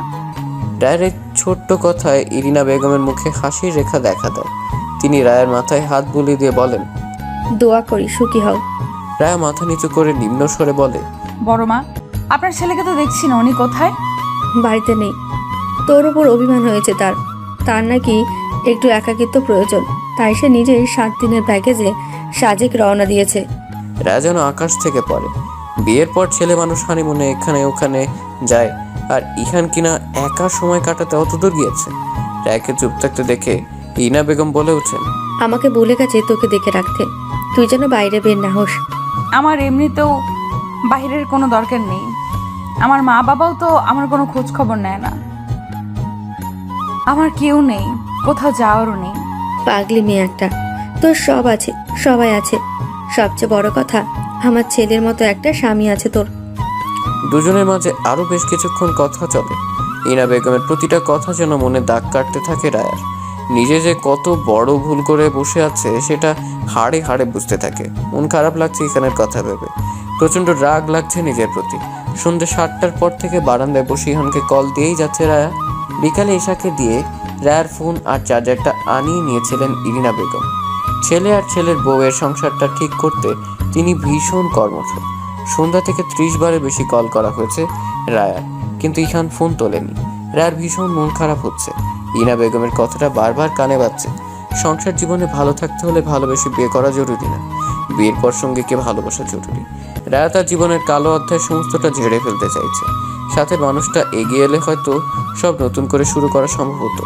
ইরিনা বেগম রাতের খাবারের জন্য ডাকতে এসে রায়াকে রুমে না পেয়ে বারান্দায় এসে দেখে রায়া ফোনটা পাশে রেখে বাইরে তাকিয়ে কিছু একটা ভাবছে। ইরিনা বেগম কাঁধে হাত রাখতেই চমকে ওঠে রায়া। পিছনে তাকিয়ে ইরিনা বেগমকে দেখে মলিন একটা হাসি দিয়ে বলে, হ্যাঁ বড়মা বলেন। কত বাজে দেখেছিস? খেতে হবে না? খেতে আই। আমার খেতে ইচ্ছে করছে না বড়মা। উফ, এসব আমি একদম শুনবো না। আমি ভাত বাড়ছি গিয়ে, তুই এখনই আসবি, একদম দেরি করবি না। আর কালকে বাড়ি যাবি, বাবা রাগ করে আছে। তুই ভুল করেছিলি তাই, সব ঠিকঠাক করে নিতে হবে তো, তাই না? রায়া মাথা ঝাঁকায়। ইরিনা বেগম কিছু একটা ভেবে বলেন, একটা কথা আমি গ্যারান্টি দিয়ে বলতে পারি, আমার ছেলের মতো আর একটাও পাবি না। তুই শুধু এখন একটু পরিশ্রম করে ওকে নিজের কাছে ফিরিয়ে নিয়ে আয়। একটা মেয়ে চাইলে পুরুষকে যাযাবর বানাতেও পারে, আবার সংসারী পুরুষও বানাতে পারে। তুই আমার ছেলেকে তোর সুখের হাতিয়ার হিসেবে তৈরি করে নে। ইরিনা বেগম কথা শেষ করে চলে যান। রায়া আরেকবার কল দিয়ে খেতে যাওয়ার কথা ভাবে। রায়া ফোন কানে ধরে গ্রিলের রং তুলতে থাকে চিমটি দিয়ে। ফোন রিসিভ হতেই চোখ খিঁচে বন্ধ করে নেয় রায়া। ওপাশে লোকটার কোনো সাড়া শব্দ না পেয়ে রায়া নিজেই বলে, কোথায় আপনি? ওপাশ থেকে উল্টো জবাব আসে, কেন, কি হয়েছে? প্রশ্নের জবাবে উত্তর দিতে হয়, উল্টো প্রশ্ন করছেন কেন? বিদেশিরা কি আপনাকে এটা শিখিয়েছে? ফোন করেছিস কেন সেটা বল। বাসায় আসেন। না, আমি সাজেক যাচ্ছি। আপনি কোথাও যাচ্ছেন না। বললাম তো যাচ্ছি। তুই আমার থেকে বেশি জানিস নাকি? আপনি নিয়ন ভাইয়ার সাথে ওনার বাড়িতেই আছেন, আমি জানি। আমি কাছে থাকলে তো তোর সমস্যা। এক্স বয়ফ্রেন্ডের জন্য সারাক্ষণ মনটা পুরো ছাই হয়ে যায় তোর। দূরেই তো আছি, ভালো থাকার কথা। বাসায় আসেন, চুমু খাবো। থাপ্পড় খাবি, বেয়াদব মেয়ে। আপনার মতো ওষ্ঠতে ওষ্ঠ মিলিয়ে যে চুম্বন করা, ওটা দিব। বাসায় আসেন। টসটসে গালে পুরুষ মানুষের শক্ত হাতে যে থাপ্পড় দেয়া হয় সেটা দেবো একদম। আসবেন না বাসায়? না, ফোন রাখ। ইহান ফোন কেটে দিলে রায়া দাঁতে দাঁত চেপে চিৎকার দিয়ে বলে ওঠে, শাশুড়ি মা, আপনার ছেলে বাসায় আসুক আগে, তারপর বুঝিয়ে দেব কত মরেছে কত ঝাল। আমি যেভাবে যে পরিস্থিতিতে তোকে ছুঁয়েছি তোর অনিচ্ছা সত্ত্বেও ভালোবাসা চাপিয়ে দিয়েছি, এটা আমার ভুল। ভুল না, অন্যায় করেছে আমি মেনে নিলাম, কিন্তু তুই যেটা করতে চেয়েছিলি সেটা কি ছিল? তোর আর আমার কাজে কি কাটাকুটি করে মিলমিশ হওয়া যায়? ইহানের প্রশ্নের উত্তরে রায়া কিছুই বলতে পারছে না। চুপচাপ বসে নীরবতা পালন করছে আয়োজন করে। একটা দীর্ঘশ্বাস ফেলে বলে, মানুষ প্রতারিত হওয়ার পর নতুন করে ভালোবাসতে ভয় পায়।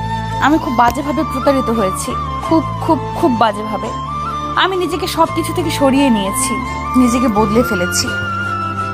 আমার পৃথিবীতে আমার মানুষ বলতে একজনও নেই। এইটাই কি বড় শিক্ষা না আমার জন্য? মানুষ মাত্রই তো। ইহান ধমকের সুরে বলে ওঠে, একদম এটাকে ভুল বলবি না, এটা অন্যায়, মাত্রা ছাড়া অন্যায়। ক্ষমার অযোগ্য? আপাতত ক্ষমার বিষয়টা মাথায় আনতে চাইছি না। একাকিত্ব আমাকে গিলে খাচ্ছে, সঙ্গ প্রয়োজন। কিছু সময় মানুষের একাকিত্ব প্রয়োজন, নিজের ভুল বোঝার জন্য, নিজেকে চেনার জন্য, প্রায়শ্চিত্ত করার জন্য একাকিত্ব প্রয়োজন।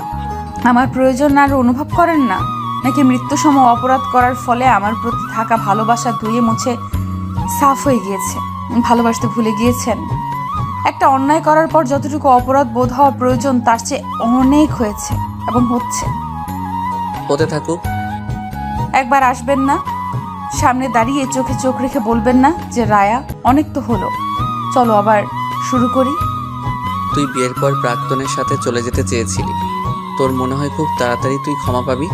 রায়া কিছুক্ষণ নীরব থেকে আবার বলে ওঠে, মৃত্যুদণ্ড দেবেন? বেঁচে যেতাম। দম বন্ধ হয়ে আসা আমার সময় বাঁচার তাগিদে ছটফট করি। এইসব আর করতে হতো না। এত অসম্মান নিয়ে বাঁচা যায় না। আপনি এটুকু চিন্তা করছেন না যে আপনার সাথে যদি এমন হতো যে আপনি কাউকে ভালোবাসেন এবং বাড়ি থেকে আপনাকে অন্য কারোর সাথে বিয়ে দিয়েছে, হঠাৎ আগের সেই ভালোবাসার মানুষকে দেখলে হৃদয়টা লাফিয়ে উঠবেই। আমি কিছুতেই ভুলতে পারছি না যে আমার বউ অন্য কারোর সাথে। ইহান কথা বলতে গিয়ে থেমে যায়। নীরের বলা বাক্যটা কিছুতেই শেষ করতে পারে না, মুখ দিয়ে বের হয় না কথা। ইহানকে চুপ করে যেতে দেখে রায়া বলে ওঠে, মৃত্যু প্রয়োজন হয় এমন পরিস্থিতিতে ফেলে দেবেন না, এমন পরিস্থিতি তৈরি করবেন না প্লিজ, যেটায় ভুলের এবং অন্যায়ের প্রায়শ্চিত্ত করতে করতে নিজের মৃত্যু কামনা করতে হয়। মানুষের নিজের ভুল বুঝতে একটা ধাক্কাই যথেষ্ট। এই ধাক্কা আমার হাড় গোড় ভেঙে মাটিতে মিশিয়ে দিয়েছে। আমি আর উঠে দাঁড়াতে পারছি না। মানুষের মন থেকে যখন ভালো লাগা হারিয়ে যায় তখন ভালো থাকাটাও বিদায় নেয়, আর ভালো থাকা বিদায় নিলে মানুষ তখন মৃত্যুর সাথে বন্ধুত্ব করতে উদ্গ্রীব হয়ে ওঠে। ইহান তখনও চুপ করেই আছে। রায়া নিজেই কান্না করতে করতে আবার বলে, আমি কিন্তু যেইভাবেই হোক নিজেকে বাঁচিয়ে নিতাম। আমি আমার সিদ্ধান্ত অনুযায়ী প্রথম ধাপ ফেলার আগেই সবটা জেনে গিয়েছিলাম। যেটা করতে চেয়েছিলাম সেটার চাওয়া পর্যন্তই, আর এটাই আমার অপরাধ। রায়ার কথা বলতে পারছে না, কান্না করে তার নাক মুখ বন্ধ হয়ে আসছে, গলা থেকে কথা বের হচ্ছে না। রায়া ফোনটা কেটে পাশে রেখে ফুপিয়ে ফুপিয়ে কান্না করতে থাকে। গোটা 4 সপ্তাহ পর ইহান রায়ার কল রিসিভ করেছিল। এই 4 সপ্তাহ রায়া প্রতিটা সেকেন্ডে নিজেকে পুড়িয়ে নিজেকে খাঁটি করে তৈরি করছে প্রতিনিয়ত। রায়ার কান্নার আওয়াজে দরজায় এসে নক করেন ইরিনা বেগম। রায়া মুখ মুছে বিছানা থেকে নেমে দরজা খুলে দেয়। ইরিনা বেগম শাড়ির আঁচল 2 ভাঁজ করে কাঁধে তুলে নিয়ে রুমে প্রবেশ করেন। রায়াও ইরিনা বেগমের পিছে পিছে গিয়ে সামনেই দাঁড়ায়। ইরিনা বেগম ইশারা করে বসতে বললে রায়া বাধ্য মেয়ের মতো বসে পড়ে। কান্না করছিলি? ইরিনা বেগমের হঠাৎ করে প্রশ্নে অপ্রস্তুত হয়ে যায় রায়া। ইরিনা বেগমের দিকে তাকিয়ে আবার চোখ নামিয়ে নেয়, কিন্তু মুখ দিয়ে কিছু উচ্চারণ করতে পারে না। ইরিনা বেগম রায়ার কাছাকাছি গিয়ে বসেন। এক হাত দিয়ে রায়াকে নিজের বুকের সাথে জড়িয়ে নিয়ে বলেন, এই কয়েকদিনে তো কম কান্না করলি না, আর কত? আপনার ছেলে আমাকে মাফ করবে না বড় মা। আমি যে খুব বড় অপরাধ করে ফেলেছি। হ্যাঁ, অপরাধ করেছিস, কিন্তু আমি মেয়ে হিসেবে যেটুকু বুঝি, মেয়েদের মায়া অনেক গভীর, খুব বেশি ভালোবাসতে পারে। আর এই অতিরিক্ত ভালোবাসা যখন ভুল মানুষের প্রতি আসে তখন আর কান্নার সীমা থাকে না। একটা মানুষের ভুল ঠিক করে নিয়ে নিজেকে নতুনভাবে গড়ে তোলার জন্য 1 মাস কম সময় না। কান্না করে নে, যত ইচ্ছে আজ কান্না করে নে। এরপর আর কোনোদিন যদি আমি তোকে কান্না করতে দেখেছি তাহলে আমার থেকে খারাপ কেউ হবে না, বলে দিলাম। রায়া ফুপিয়ে ফুপিয়ে কান্না করতে থাকে। কান্না করতে করতেই বলে, আপনার ছেলে আমাকে আর কোনোদিনও ভালোবাসবে না বড় মা। আগে আপনার ছেলের ভালোবাসা অসহ্য লেগেছে, আর এখন তার ভালো না বাসা অসহ্য লাগছে। সব ঠিক হয়ে যাবে। ইহানকে বাসায় আসতে দে। পুরুষ মানুষকে ঠিক করে রাখতে নরম না কঠোর হতে হয়। আমি সবসময় তোর পাশে আছি। শুধু আমার ছেলেকে একটু ভালোবাসিস। ইহান তোকে খুব ভালোবাসে, তাই তো এত কিছু সহ্য করে নিতে পারছে না, কষ্ট পাচ্ছে তোর মতোই। আমি নিজেকে নিজে ক্ষমা করতে পারছি না বড় মা। উনি কিভাবে ক্ষমা করবে? তবে গোটা একটা মাস আমার কাছে এক যুগ মনে হয়েছে। উনি দূরে থেকে কেন এত শাস্তি দিয়েছে আমাকে?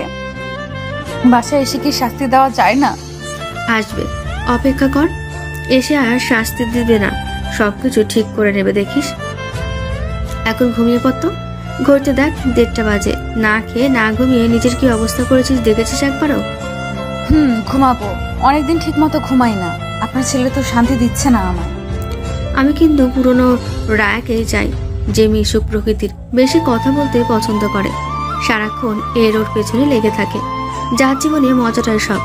কথা দে আমাকে, তুই আর কান্না করবি না। কথা দিলাম বড় মা, খুব বেশি কষ্ট না হলে কান্না করব না। ইনা বেগম রায়াকে শুইয়ে দিয়ে রুমের লাইট বন্ধ করে রুম থেকে বেরিয়ে একটা দীর্ঘশ্বাস ফেলেন আর ভাবেন কবে যে সবকিছু ঠিকঠাক হবে। ইনা বেগম চলে গেলেও রায়া সারা রাত আর ঘুম হয় না। বিছানা এপাশ ওপাশ করতে করতেই সময় কেটে যায়। ফজরের আজান শুনে বিছানা ছেড়ে উঠে ওযু করে নামাজটা আদায় করতে দাঁড়িয়ে যায়। সিজদাতে যেতেই যেন কান্নার নির্দ্বিধায় ভেতর থেকে বেরিয়ে আসে। রায়ার ঘুমোতে ঘুমোতে ভোরের আলো ফুটে যায়। দুপুরে রান্না বসিয়েছেন ইনা বেগম। এশা রান্নার কাজে সাহায্য করছে। ইনা বেগম মাছ ভাজছেন। ইহানের পছন্দের রান্নাগুলো প্রায় সবগুলো শেষ করেছেন তিনি। রান্নাঘরের একপাশে রাখা ফোনটা বেজে উঠতেই ইরিনা বেগমের মুখে হাসি ফুটে যায়। এশাকে ডেকে বলে, এসা মা যা তো দরজা খুলে দিয়ে আয়। এশা কলিং বেলের আওয়াজ না পেয়ে জিজ্ঞেস করে, কেন? কেউ তো আসেনি। রায়া আপুর মা চলে যাবার পর তো আমি দরজা আটকে দিয়ে এসেছি। খুলে দেখ কে এসেছে। আমি তো কলিং বেলের আওয়াজ শুনলাম না, তুমি শুনছো? বেশি কথা না বলে যা তো। আচ্ছা, যাচ্ছি। বলে এশা রান্নাঘর থেকে বেরিয়ে দরজা খুলে দিতে চলে যায়। কিছুক্ষণ পর এশা দৌড়ে রান্নাঘরে এসে ইরিনা বেগমকে বেশ উচ্ছ্বাসের সাথে বলে, মা, ভাইয়া এসেছে। তুমি বুঝলে কি করে? ফোন দিয়েছিল। তুই যা তো, ছাদ থেকে ধুয়ে দেওয়া কাপড়গুলো নিয়ে আয়। অনেক রোদ বাইরে, বেশিক্ষণ জামা কাপড় বাইরে থাকলে রং নষ্ট হয়ে যাবে।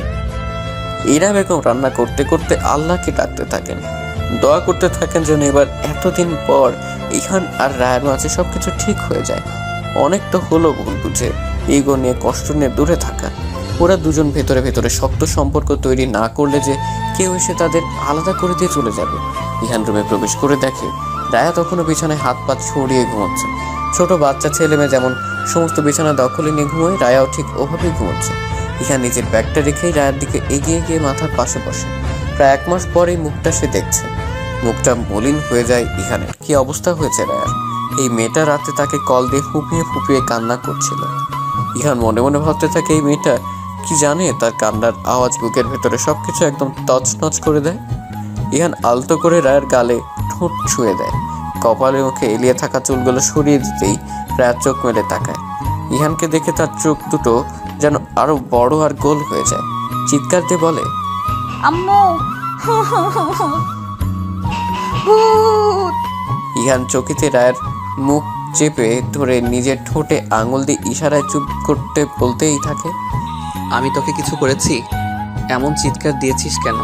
আমি তোকে আদর করেছি, চুমু খেয়েছি, নাকি শক্ত হাতে থাপ্পড় মেরেছি, কোনটা?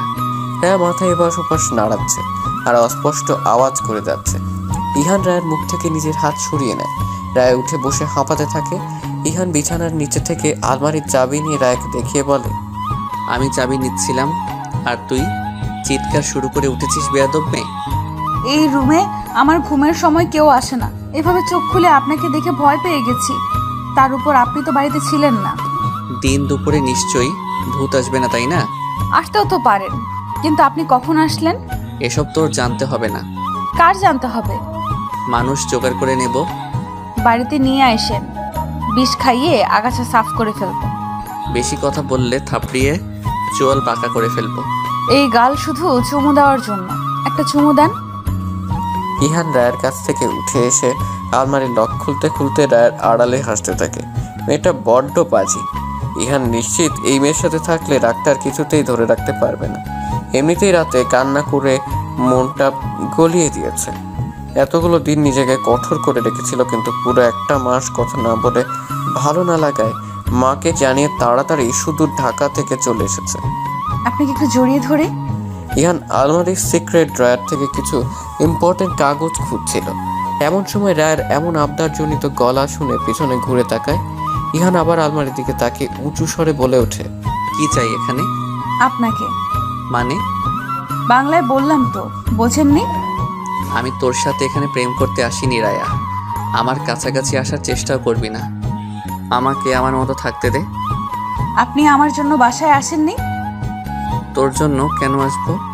এখানে আমার প্রয়োজন ছিল বিধায় এসেছি। আমি জানি আপনি আমার জন্যই এসেছেন। চরিত্রহীন কোনো মেয়ের জায়গা নেই আমার জীবনে। ইহানের কথায় চোখ ঘোলাটে হয়ে যায় রায়া। বুকের মধ্যে অদ্ভুত ব্যথা শুরু হয়, চারপাশ অন্ধকার হয়ে আসতে শুরু করে। একটা মানুষ যখন সবকিছু থেকে নিজেকে সরিয়ে নেবে, একটা মানুষের জন্য, শুধুমাত্র একটা মানুষের জন্য নিজেকে তার দিকে এগিয়ে দিবে, সেই মানুষটাই বোধহয় ছেড়ে যাওয়ার সাহস দেখায়। অপ্রিয় থেকে প্রিয়, আবার প্রিয় থেকে অচেনা হওয়ার পথ বুঝি এমনই হয়। রায়ের চোখ টলমল করছিল। রায়ের কোনো সারা শব্দ না পেয়ে ইহান পেছনে ফিরে তাকায়। রায়া চোখের পলক ফেলতেই 2 ফোঁটা পানি গাল বেয়ে গড়িয়ে পড়ে।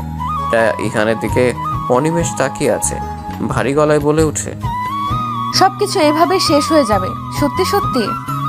আপনি আমার সাথে এমন করলে আমার বেঁচে থাকার শেষ আশাটুকুতেও যে সলতেহীন মোমবাতির আলোর মতো নিভে যাবে। রায়া প্লিজ, আমার এসব আর শুনতে ইচ্ছা করছে না। মানুষ তো ফাঁসির আসামিকেও ভালোবাসে, তার জন্য কষ্ট হয়। আমার জন্য আপনার একটুও কষ্ট হয় না, আর একটুও ভালোবাসেন না? ইহান কোনো জবাব দেয় না। নিজের প্রয়োজনীয় কাগজগুলো নিয়ে বিছানার ওপর চলে যায়। রায়া কিছুক্ষণ স্থির থেকে সেখান থেকে বাইরে চলে যায়। রায়া চলে যেতে ইহান দৌড়ে এসে দরজায় উকি দিয়ে দেখে রায়া চোখ মুখ মুছতে মুছতে রান্নাঘরের দিকে যাচ্ছে। নিজের 2 কোমরে 2 হাত দিয়ে একটা দীর্ঘশ্বাস ফেলেছে। মনে মনে ভাবতে থাকে, এভাবে আর কতক্ষণ? নিজের প্রিয় মানুষ, ভালোবাসার মানুষ একটু ভালোবাসা পাওয়ার জন্য এত হাজারি করছে, আর সে কিনা প্রতিশোধ নিচ্ছে। রায়া তো রাতে ঠিকই বলেছিল, সে অন্যায়ের কথা ভেবেছিল ঠিকই, কিন্তু আসল কাহিনী বুঝতে পেরে পিছিয়ে এসেছিল তো। ইহান বিড়বিড়িয়ে বলে ওঠে, এই মেয়ের থেকে কি আর দূরে থাকা সম্ভব হবে? বুকে জড়িয়ে নেওয়ার জন্য বুকটা তো আনচান করছে। মরুভূমিতে 1 ফোঁটা পানির জন্য মানুষ যেমন তৃষ্ণার্ত থাকে, আমিও তেমন রায়া নামক পিপাসায় কাতর হয়ে আছি। রায় রান্নাঘরে গিয়ে ইরিনা বেগমকে উদ্দেশ্য করে বলে ওঠে, আপনার ছেলে আমাকে সত্যি আর ভালোবাসে না বড় মা। আমি কি করব এখন? ইরিনা বেগম হাতের চামচটা ধুয়ে রাখতে রাখতে বললেন,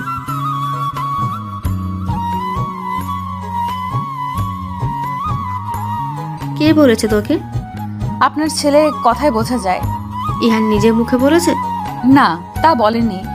তাহলে তোর এত কিছু ভাবতে হবে না। তুই আবার কান্না করেছিস? আমাকে না কথা দিয়েছিলি? আপনার ছেলে বাজে ব্যবহার করেছে আমার সাথে। ওকে, আমি দেখে নেব। তুই যা, ফ্রেশ হয়ে আয়। আজ সবাই একসাথে খেতে বসবো। কালকে আমাকে তাড়াতাড়ি রেখে দিও। আজ রাতে ঘুম হয়নি, সকালে ঘুমিয়েছি জন্য দেরি হয়ে গেছে। আচ্ছা, রাখবো, এখন যা। রায় রান্নাঘর থেকে চলে গেলে ইরিনা বেগম মনে মনে বলেন, আমার ছেলেটা যে তোর কান্না আর সহ্য করতে না পেরে চলে এসেছে তোর কাছে, এটুকু বুঝলি না? খাবার টেবিলে বসে সবাই রায়ার জন্য অপেক্ষা করছিল। ইহান মায়ের সাথে কথা বলছিল, এশার রায়া দুজনে এখনো আসেনি। ইহান গলা উঁচু করে এশার রুমের দিকে তাকিয়ে এশাকে ডাক দিতে এশা বেরিয়ে এসে খাবার খেতে বসে যায়। ইহান রায়াকে না ডেকে মাকে বলে, আম্মি, তুমি রায়াকে ডাকো। এশা পাশে থেকে বলে ওঠে, তুমি ডাকছো না কেন? তোমার বউকে তুমি ডাকো। জানো কি পরিমাণ কান্না করছে বেচারি তোমার জন্য? তুমি তো লাকি। চুপ। বড় ভাইয়ের সাথে কিভাবে কথা বলতে হয় জানিস না? শিখিয়ে দিতে হবে আবার? আমাকে কিছু শেখাতে হবে না, তুমি বরং গুগলকে জিজ্ঞেস করো। টিউটোরিয়াল দেখে শিখে নাও যে বউয়ের সাথে কেমন ব্যবহার করতে হয়। ইহান মায়ের দিকে তাকিয়ে দাঁতে দাঁত চেপে বলতে থাকে, আম্মি, তোমার মেয়েকে বলে দাও, বেশি কথা বললে কিন্তু আমি ওকে তুলে ছাদে থেকে ফেলে দেব। থামবি তোরা? রায়াকে দেখে এসা বলে ওঠে, ওরে নীলপরি যে, তা কোথার থেকে? পরীর দেশ থেকে নাকি আকাশ থেকে পড়লে? এসব কথা শুনে সবাই বাম পাশে তাকায়। রায়া নীল শাড়ি পরে লজ্জা মাখা মুখে খাবার টেবিলের দিকে এগিয়ে আসছে। ইহানের পাশে এসে দাঁড়িয়ে ইরিনা বেগমকে উদ্দেশ্য করে বলে, কেমন লাগছে আমাকে বড় মা? ইনা বেগম মুখে হাসি ফুটিয়ে বলেন, খুব সুন্দর লাগছে, তাই না রে ইহান? শর্ট হেয়ারের শাড়িতে কি সুন্দর বানিয়েছে তোকে, কারো নজর না লাগুক। রায়া ইহানের দিকে তাকিয়ে আছে নিজের প্রশংসা শুনতে। পৃথিবীর সব নারীর অধিকার আছে শাড়ি পরলে ব্যক্তিগত মানুষের কাছ থেকে প্রশংসা পাওয়ার। পৃথিবীর সব পুরুষের উচিত নারী শাড়ি পরলে পরিমাণগতভাবে বেশি বেশি ভালোবাসা, অন্যায় করলে ক্ষমা করে দেওয়া। রায়ের অনেকক্ষণ তাকিয়ে থাকা দেখে ইহান বলে ওঠে, মা, মেয়েদের বড় চুলেই ভালো লাগে, ছোট চুল ছেলেদের জন্য। আর হ্যাঁ, শাড়িতে একটু ভালোই লাগছে। বাড়িতে যেসব টি শার্ট পরে থাকে ওসব দিয়ে তো তুমি রান্নাঘরের পাতিল ধরো। রায়া রাগে চোখে ইরিনা বেগমের দিকে তাকালে ইরিনা বেগম রায়াকে ইশারা ইহানের পাশে বসতে বলেন। রায়া একটা বড় শ্বাস টেনে নিজেকে নিয়ন্ত্রণ করে ইহানের পাশে ধপ করে বসে পড়ে। সবাই খাওয়া শুরু করেছে। ইহান ভাতের এক লোকমা মুখে নিতে নিজের পায়ে সুরসুরি অনুভব করে। ভাত মুখে দিয়ে টেবিলে নিচের দিকে তাকিয়ে দেখে রায়া তার পা ইহানের পায়ের উপর রেখে সুরসুরি দিয়েই যাচ্ছে। ইহান পা সরিয়ে রায়ের দিকে তাকাতেই রায়া ঠোঁট দিয়ে চুমুর ইশারা করতে ইহানের হিঁচকি উঠে যায়। ইরিনা বেগম তাড়াতাড়ি করে পানির গ্লাসটা ইহানের দিকে বাড়িয়ে দেন।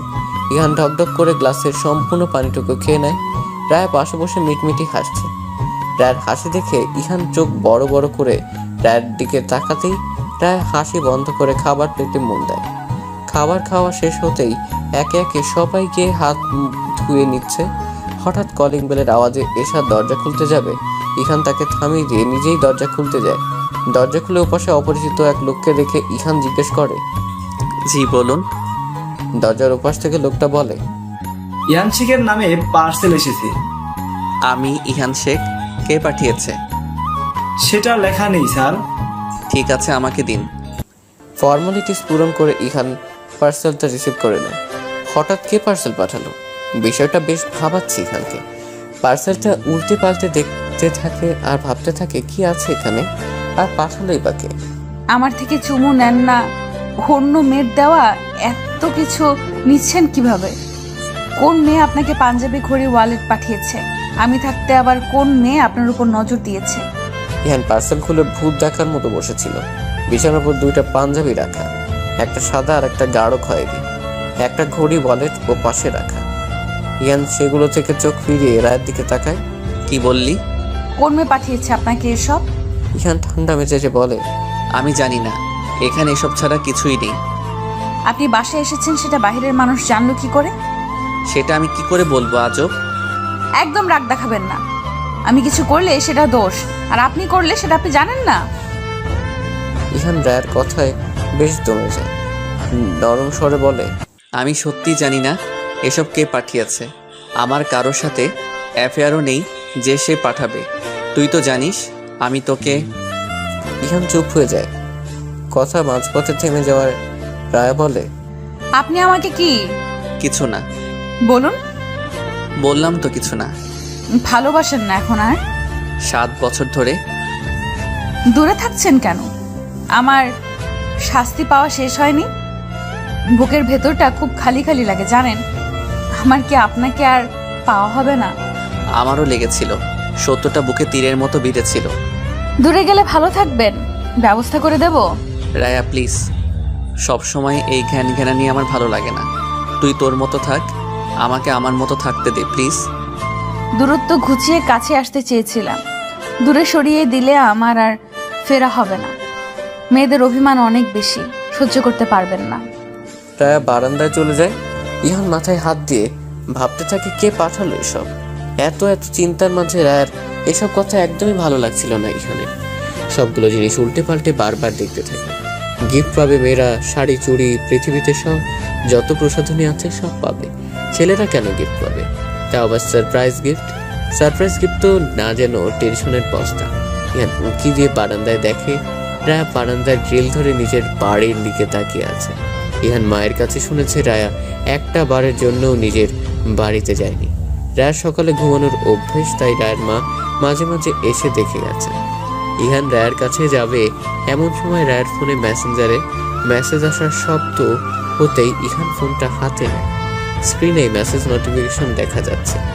ইহান স্পষ্ট দেখতে পেল সেখানে লেখা, দোস্ত 4000 টাকা খরচ হয়েছে ইহান ভাইয়ার ওষুধ কিনতে। বিকেলে আমি তোকে বাকি 1000 টাকা ব্যাক করে দিয়ে দিব। ইহান মেসেজটা দেখে খানিকক্ষণ থাওয়া মেরে দাঁড়িয়ে থাকে। মাথায় যেন ঢুকেও কিছু ঢুকছে না।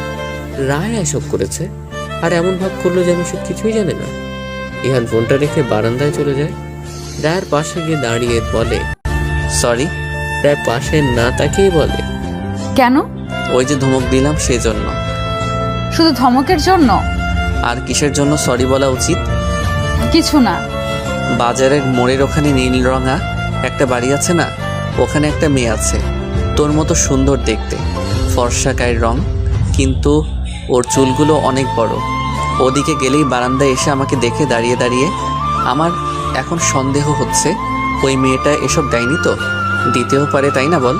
ভালোবেসে যেহেতু পাঠিয়েছে, নষ্ট করা উচিত হবে না। রায়া এবার এক ঝটকায় ইহানের দিকে ফিরে তাকায়। ব্রুকুচকে ইহানের দিকে তাকিয়ে বলে, কোন মেয়ে আপনাকে পছন্দ করে? নিয়ে চলুন আমাকে তার কাছে, আমি এক্ষুনি দেখবো তাকে। দেখে কি করবি? হিংসা হবে দেখে? হলে হোক, আপনার কি? এই মেয়ের মুখে আমি অ্যাসিড নিক্ষেপ করাবো। চেয়ারম্যানের মেয়ে আমি। এত সাহস? সাহসের কিছুই দেখেননি। দেখতে চাই, দেখা একটু সাহস। রায়া 2 পা এগিয়ে এসে 1 পা ইহানের পায়ের উপর রাখে। এই প্রথম রায়া নিজের ইচ্ছেতে ইহানের কাছে আসে। নিজের পায়ে প্রেয়সীর স্পর্শ পেয়ে সমস্ত শরীর যেন আন্দোলিত হয়। নিশ্চুপ হয়ে যায় ইহান। দুজন একে অপরের চোখে নিজেদের সীমাবদ্ধ করে নেয়। দুজন যেন ঘোরের মধ্যে চলে যাচ্ছে ধীরে ধীরে।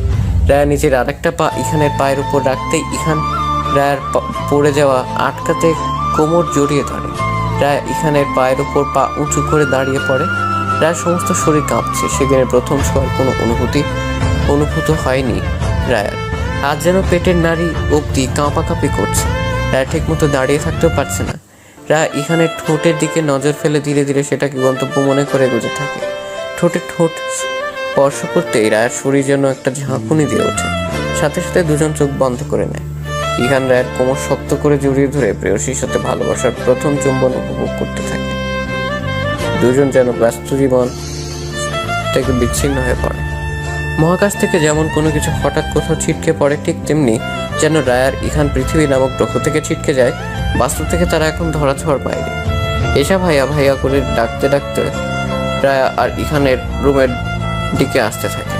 এশার গলা স্পষ্ট হতেই রায়া আর ইহান দুজনই নিমিষেই দুজনকে ছেড়ে বারান্দায় 2 প্রান্তে চলে যায়। রায়া এক প্রকার ইহানের দিকে তাকাতেই দেখে ইহান অবাক চোখে তার দিকে তাকিয়ে আছে। রায়া লজ্জায় মাথা নিচু করে নেয়। ইহান রায়ের সামনে থেকে রুমের দিকে পা বাড়ায়। ইহানের মুখে হাসি লেপ্টে আছে। এশাকে দেখেই মুখটা গম্ভীর করে নেয় সে। কি চাই? ডাকছিস কেন? টাকা দাও, টাকা লাগবে। কিসের টাকা? আমার বান্ধবীরা বিকেলে বের হচ্ছে, সবাই মিলে, আমিও বের হব। কত টাকা লাগবে? 1000 হলেই চলবে। ইহান টেবিলে রাখা ওয়ালেট থেকে 1000 টাকার এবং একটা নোট বের করে এশার হাতে দেয়। এশা নোটটা নিয়ে রুমের এদিক ওদিক তাকিয়ে বলে, রায়া আপু কই? ওয়াশরুমে। বারান্দায় আছে। ওকে আবার কিসের দরকার? শাড়ি নেব একটা, সবাই শাড়ি পরবে। আচ্ছা যা, গিয়ে দেখ।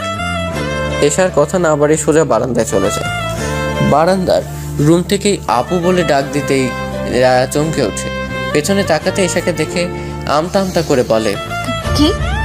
কিছু হয়েছে তোমার? তোর ভাইকে আমি চুমু খেয়েছি। গভীর যে চুমু আছে না, ওইটা। আমার সারা শরীরে বিদ্যুৎ খেলে গেছে, নাড়িও কাঁপছে জানিস। কথাগুলো বলতে না পেরে, কিছু হয়নি, তুই কিছু বলবি? হ্যাঁ, তোমার সবুজ শাড়িটা দাও, সেদিন কিনেছিলে না, ওটা। আলমারি থেকে নিয়ে নে সোনা প্লিজ। আমি রুমে যেতে পারবো না। ও মা, নিজের রুমে যেতে পারবে না কেন? পারবো না বলতে যেতে ইচ্ছে করছে না। না, তুমি আসো, আমার জুয়েলারিও লাগবে। যেতেই হবে? হ্যাঁ, আসো। তোর ভাইয়ের রুমে আছে? এশা রুমে উকি দিয়ে ইহানকে না দেখতে পেয়ে বলে, না, ভাইয়ের রুমে নেই। আচ্ছা চল। রায়া এশার সাথে রুমে চলে আসে। রুমে এসে আসলে ইহানকে দেখতে পায় না সে। শুকনো একটা ঢোক গেলে আলমারির দিকে চলে যায়। আলমারি থেকে এশার পছন্দের সবকিছু বের করে এশার হাতে দিতেই এশা সেগুলো নিয়ে চলে যায়। রায়া বিছানায় রাখা ইহানের জন্য নেওয়া জিনিসগুলো দেখতে এগুতে ঠিক তখন ওয়াশরুমের দরজা খোলার শব্দ হয়। রায়া যেন সেখানে স্ট্যাচু হয়ে যায়। রায়া মনে মনে নিজেই নিজেকে নোংরা অকথ্য ভাষায় গালি দিতে থাকে, মনে মনে নিজেকেই শাসায়। কেন যে তখন ওরকম বেহায়ের মতো কাজ করতে গেলি? এখন এই লোকটার সামনে দাঁড়াবি কি করে? এই লোকটা তোকে এখন কথায় কথায় লজ্জা দেবে, দেখিনিস? রায়া ইহানকে নিজের দিকে এগিয়ে আসতে দেখে অসহায় চোখে তার দিকে তাকিয়ে থাকে। ইহানের মুখভঙ্গি কোনো কিছুই বলছে না, কিছুর আভাসও দিচ্ছে না। তবে কি আগাম বার্তা ছাড়া কোনো কিছু ঘটবে? হাসপাতাল থেকে সবার বাড়ি ফিরতে ফিরতে 9টা বেজে যায়। ইহান হাসপাতালের গেটে গাড়ি নিয়ে সবার জন্য অপেক্ষা করছিল। সেখান থেকে গাড়ি করে 9টার মধ্যে বাড়ি ফিরে যায়। রায়া মা বাবার সাথে নিজেদের বাড়িতে যাবে, তখন ইহান তাকে ডাক দেয়। রায়া মা বাবাকে বাড়ির ভেতরে যেতে বলে এগিয়ে যেতেই বলল, আমি গিয়ে ফ্রেশ হই, মাথাটা খুব ধরেছে, গোসল দিলে হয়তো একটু ভালো লাগবে, তুই কাকার সাথেই থাক একটু। আচ্ছা ঠিক আছে, খেয়ে নিয়েন আপনি। ঠিক আছে। ইহান বাড়ির দিকে রওনা দেয়। গেটের ভিতরে প্রবেশ করলে রায়া নিজেও এবার বাড়ির ভেতরে প্রবেশ করে। বিকেল প্রায় 4টা। রায়া গোসল দিয়ে বের হয়। সকালবেলা বাড়িতে গিয়েছিল, সেখানে সারাক্ষণ থেকে দুপুরে খাওয়া দাওয়া করে ঘুমিয়েছিল। রায়া ওয়াশরুম থেকে বেরিয়ে খেয়াল করে ইহান আগের মতোই অন্যদিকে হয়ে শুয়ে আছে। রায়া চুল উঠতে মুছতে ইহানের দিকে যায়। ইহান যেদিকে মুখ করে শুয়ে আছে রায়া সেখানে সামনে গিয়ে দাঁড়ায়। ইহানের তখন চোখ পিটপিট করছে। ইহানের চোখ পিটপিট করা দেখে রায়া হেসে ফেলে। ইহান অন্য পাশ হলে রায়া টেনে তার পাশে করে ইহানকে। ইহান তখনও চোখ বন্ধ করে শুয়ে আছে। রায়া তখন ইহানের মুখের উপর চুল ঝাড়লে ইহানের মুখে ছিটে ফোঁটা পানি পড়ে। ইহান চোখ খুলেই বলে, কি হচ্ছে? ঘুমের অভিনয় বন্ধ করা হচ্ছে। কিসের অভিনয়? আমি ঘুমাচ্ছি, ঘুমাতে দে। যদি ঘুমাতে না দেই? নিজের ঘুম তো ঠিকই হয়েছে, তাহলে আমাকে কেন ঘুমাতে দিবি না? যা এখান থেকে। কোথায় যাব? যেখানে ইচ্ছে। রায়া নিজের মনে একবার হেসে বলে, আমি শাওনের কথা মুখে আনলে আপনি কি আগের মতোই আমাকে চুমু খাবেন? ইহান ভ্রু কুঁচকে রায়ের দিকে কিছুক্ষণ তাকিয়ে থেকে আবার অন্য পাশে ফিরে বলে, দুপুর থেকে অপেক্ষা করছিলাম আর আপনার আসার কোনো নামই নেই। রায় আবার বিছানায় উঠে গিয়ে ইহানের কাছে বসে। ইহানের মাথা নিজের কোলের উপর নিয়ে বলে, খাওয়া দাওয়া করে ওখানেই ঘুমিয়ে গেছিলাম, না ঘুমালে তো চলেই আসতাম, তাই না? আর তাছাড়া একটু থাকছি, তাতে কি হয়েছে? আপনার বর যে একা একা ছিল, আপনাকে মিস করছিল, সে বেলায় আমিও মিস করছিলাম, ঘুমিয়ে ঘুমিয়ে অনেক মিস করেছি। ও আচ্ছা। রায় এখানে রাগ ভাগাতে ব্যস্ত। এমন সময় এসে এসে দরজায় নক করে। রায়া তাকে আসতে বললে এসা ভেতরে এসে বলে, রায়ান ভাই এসেছে। এসার কথায় রায়ের মুখে যেন আষাঢ়ের মেঘ জমে। রায়া পা নামিয়ে বসে কিছু একটা ভেবে বলে, ওর বউও এসেছে? কই, শুধু ভাইয়াকে দেখলাম গাড়ি থেকে নামতে, আশেপাশে বা সাথে কাউকে দেখিনি।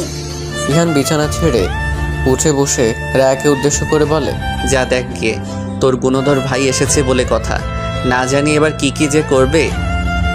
এসা চলে যাওয়ার আগে বলে, আমি গেলাম, দেখো তোমরা কি করবে। এসা চলে গেলে রায়া ইহানকে বলে, আমার যেতে ইচ্ছে করছে, আবার ইচ্ছেও করছে না। অনেক দিন পর দেশে এসেছে ভাইয়া, তার জন্য দেখতে ইচ্ছে করছে, কিন্তু কিছু কারণে সামনে যেতে ভয় লাগছে। ইহান রায়ার 2 হাত নিজের হাতের মুঠোয় নিয়ে চোখে চোখ রেখে বলে, আমি নিশ্চয়ই তোকে ভরসা করতে পারি, তাই না? তুই আমাকে ভরসা করতে পারবি না? আমি বেশ বুঝতে পেরেছি ওর আমাকে সহ্য করতে না পারাটা আমাদের সম্পর্কের উপর প্রভাব ফেলবে, তোকে নানাভাবে বোঝানোর চেষ্টা করবে আমি তোর জন্য ঠিক না।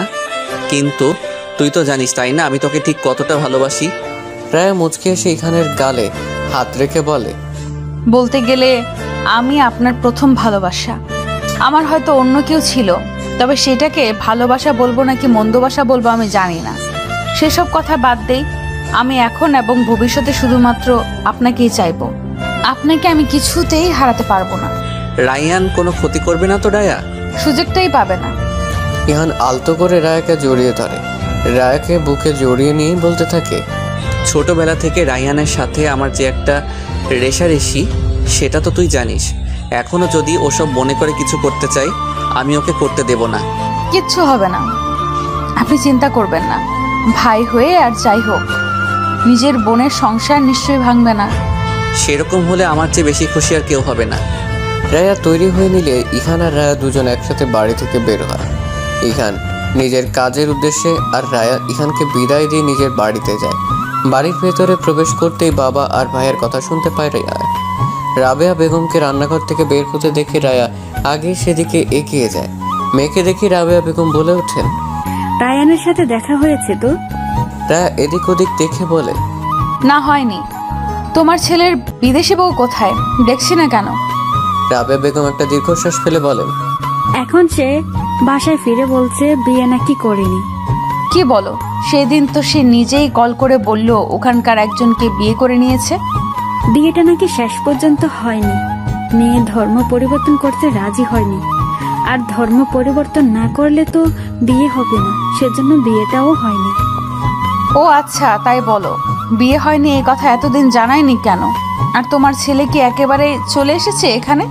বলছে তো তাই, তোর আব্বুর সাথে কথা বলছে, সে এখন রাজনীতিতে যোগ দেবে। মুখের কথা নাকি রাজনীতি? সেসব ওরা বাবা ছেলের বুঝে নেবে। তুই চল, রুমে চল, দেখা করবি। চলো। রাবেয়া বেগমের পিছে পিছে রায়া নিজেও রুমে প্রবেশ করে। রায়াকে দেখেই রায়ানের মুখে হাসি ফুটে যায়। বসা থেকে উঠে গিয়ে বোনকে জড়িয়ে ধরে। খানিকক্ষণ পর রায়াকে ছেড়ে বলে,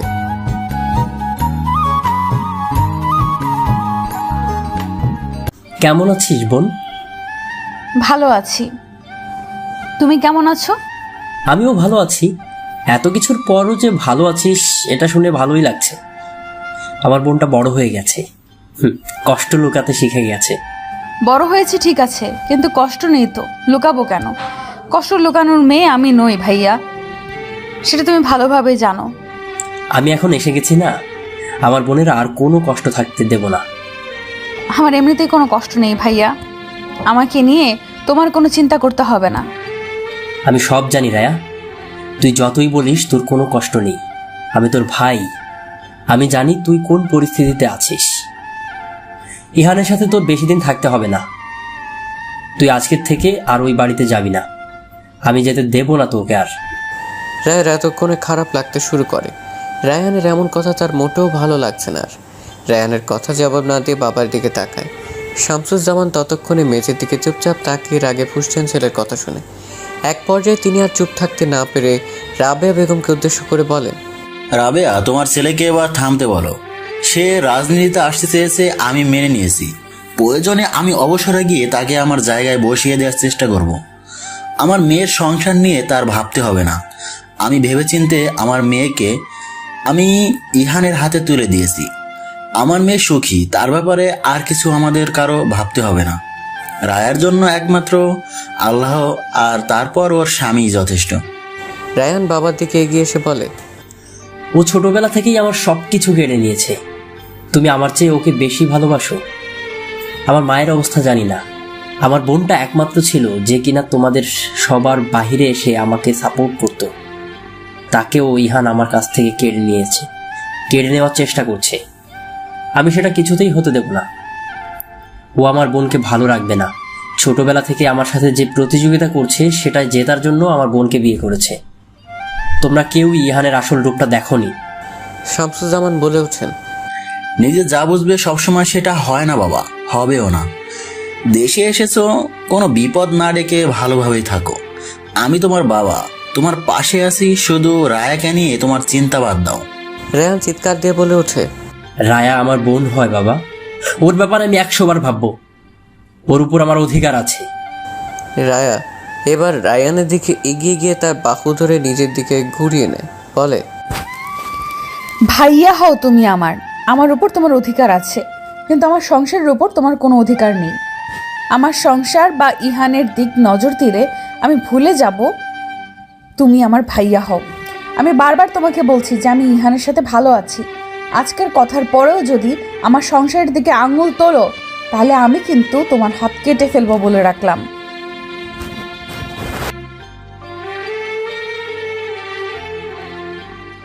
আমার আর ইহানের মধ্যে যে কোনো একজনকে বেছে নিতে হবে। তুই কাকে চাস বল, আমাকে নাকি ইহানকে? রায়ানের কথায় রায়া সাফ সাফ জানিয়ে দেয়, আমার জীবনে আমি তোমাদের দুজনকেই চাই। এখানে ফয়সালা তোমার হাতে, তুমি আমার জীবনে থাকতে চাও কি না। আমি তোমাদের কাউকেই ছাড়তে চাই না। তোমাদের দুজনের মধ্যে একজন আমার নিজের ভাই আর অন্যজন আমার স্বামী।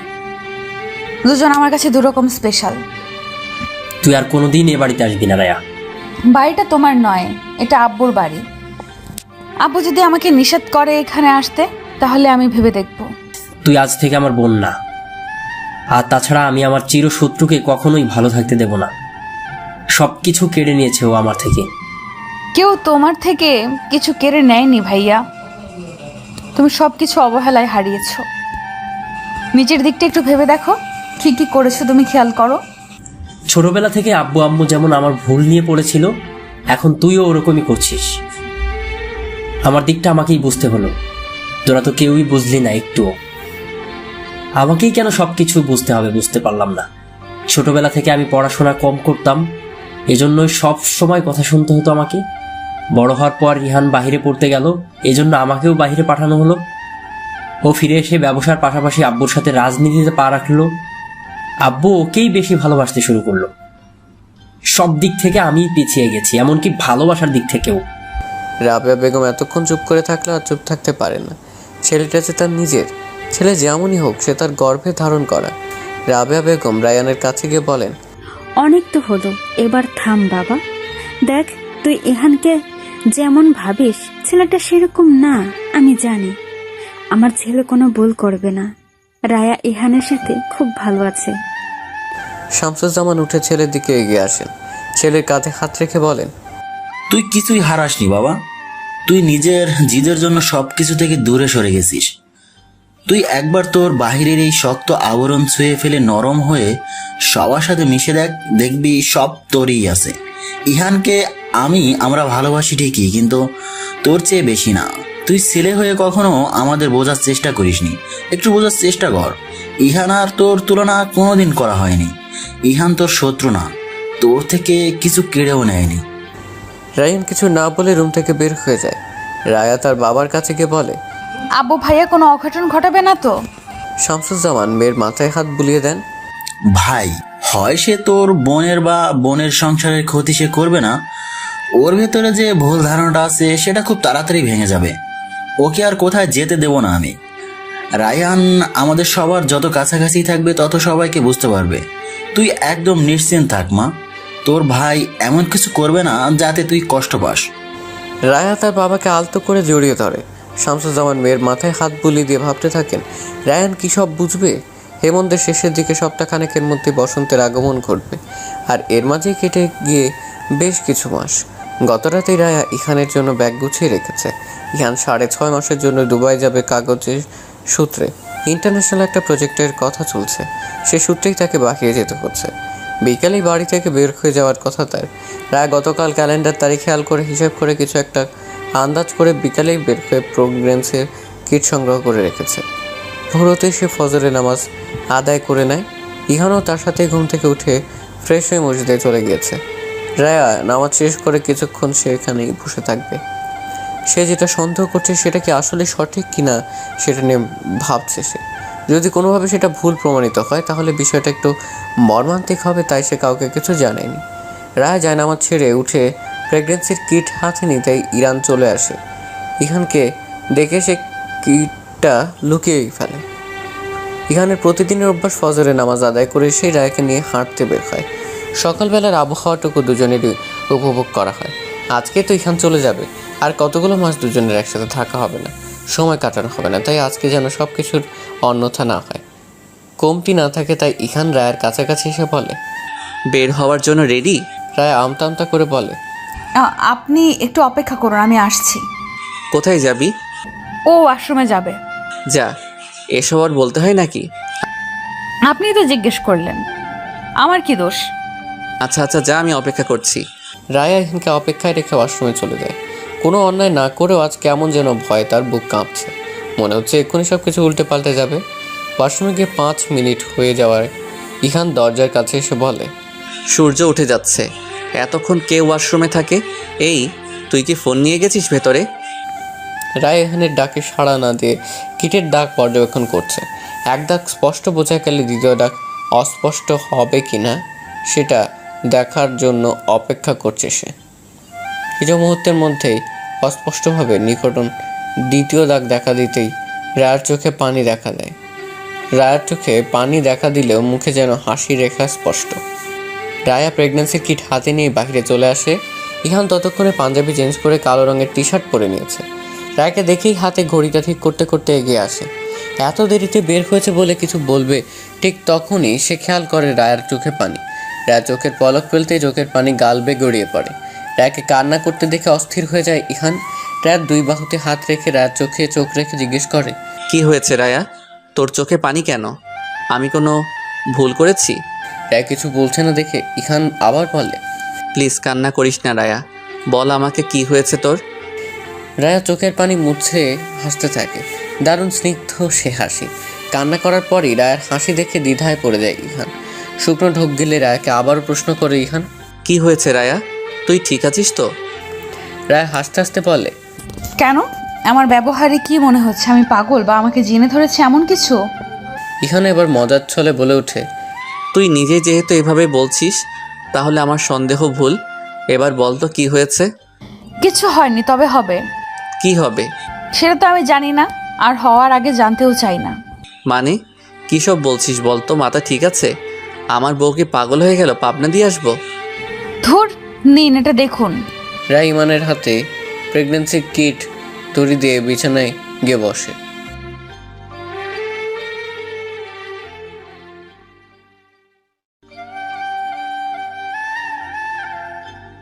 আমার বউ মা হবে? বায়া ভ্রু কুচকে বলে, অন্য পুরুষ হলে বলে উঠতো আমি বাবা হতে চলেছি, আর আপনি? ইহান নিজেকে এবার নিয়ন্ত্রণ করতে না পেরে দৌড়ে গিয়ে জড়িয়ে ধরে। আজ তার অসম্ভব আন্দোলনের দিন। এই দিনটা হয়তো নারীর সাথে পুরুষকেও আনন্দ দেয়। নারী যেমন প্রথমবারের মতো মাতৃত্ব কি সেটা বুঝতে পারে, ঠিক তেমন বাবার দায়িত্বটা কি সে সম্পর্কেও একটা পুরুষ আন্দাজ করতে পারে। কিছুক্ষণ পর ইহান রায়াকে ছেড়ে দিয়ে সোজা হয়ে দাঁড়ায়। রায়ার হাতে একটা চুমু খেয়ে হাতটা বুকের সাথে ধরে রেখে বলে, এক অন্যরকম খুশি তুই আমাকে আজ দিলি রায়া। আমি বাবা হব, ছোট ছোট আঙ্গুল আমি ছুঁয়ে দেখতে পারবো। তোর পরে সে হবে আমার নিজের মানুষ, আমার আর তোর অংশ। রায়া উপর নিচ মাথা ঝাঁকিয়ে সম্মতি জানায়। এখানে একটা স্বস্তির নিঃশ্বাস ফেলে বলে, তুই এখানে বসে থাক, আমি আম্মিকে খবরটা দিয়ে আসি। কথাটা বলে ইহান মায়ের রুমের দিকে রওনা দিয়ে দেয়। রায়ান খেয়াল করতেই ইহানকে ডেকে বলে, প্রেগনেন্সি কিটটা তো দিয়ে যান, ওটা তো আপনার হাতে।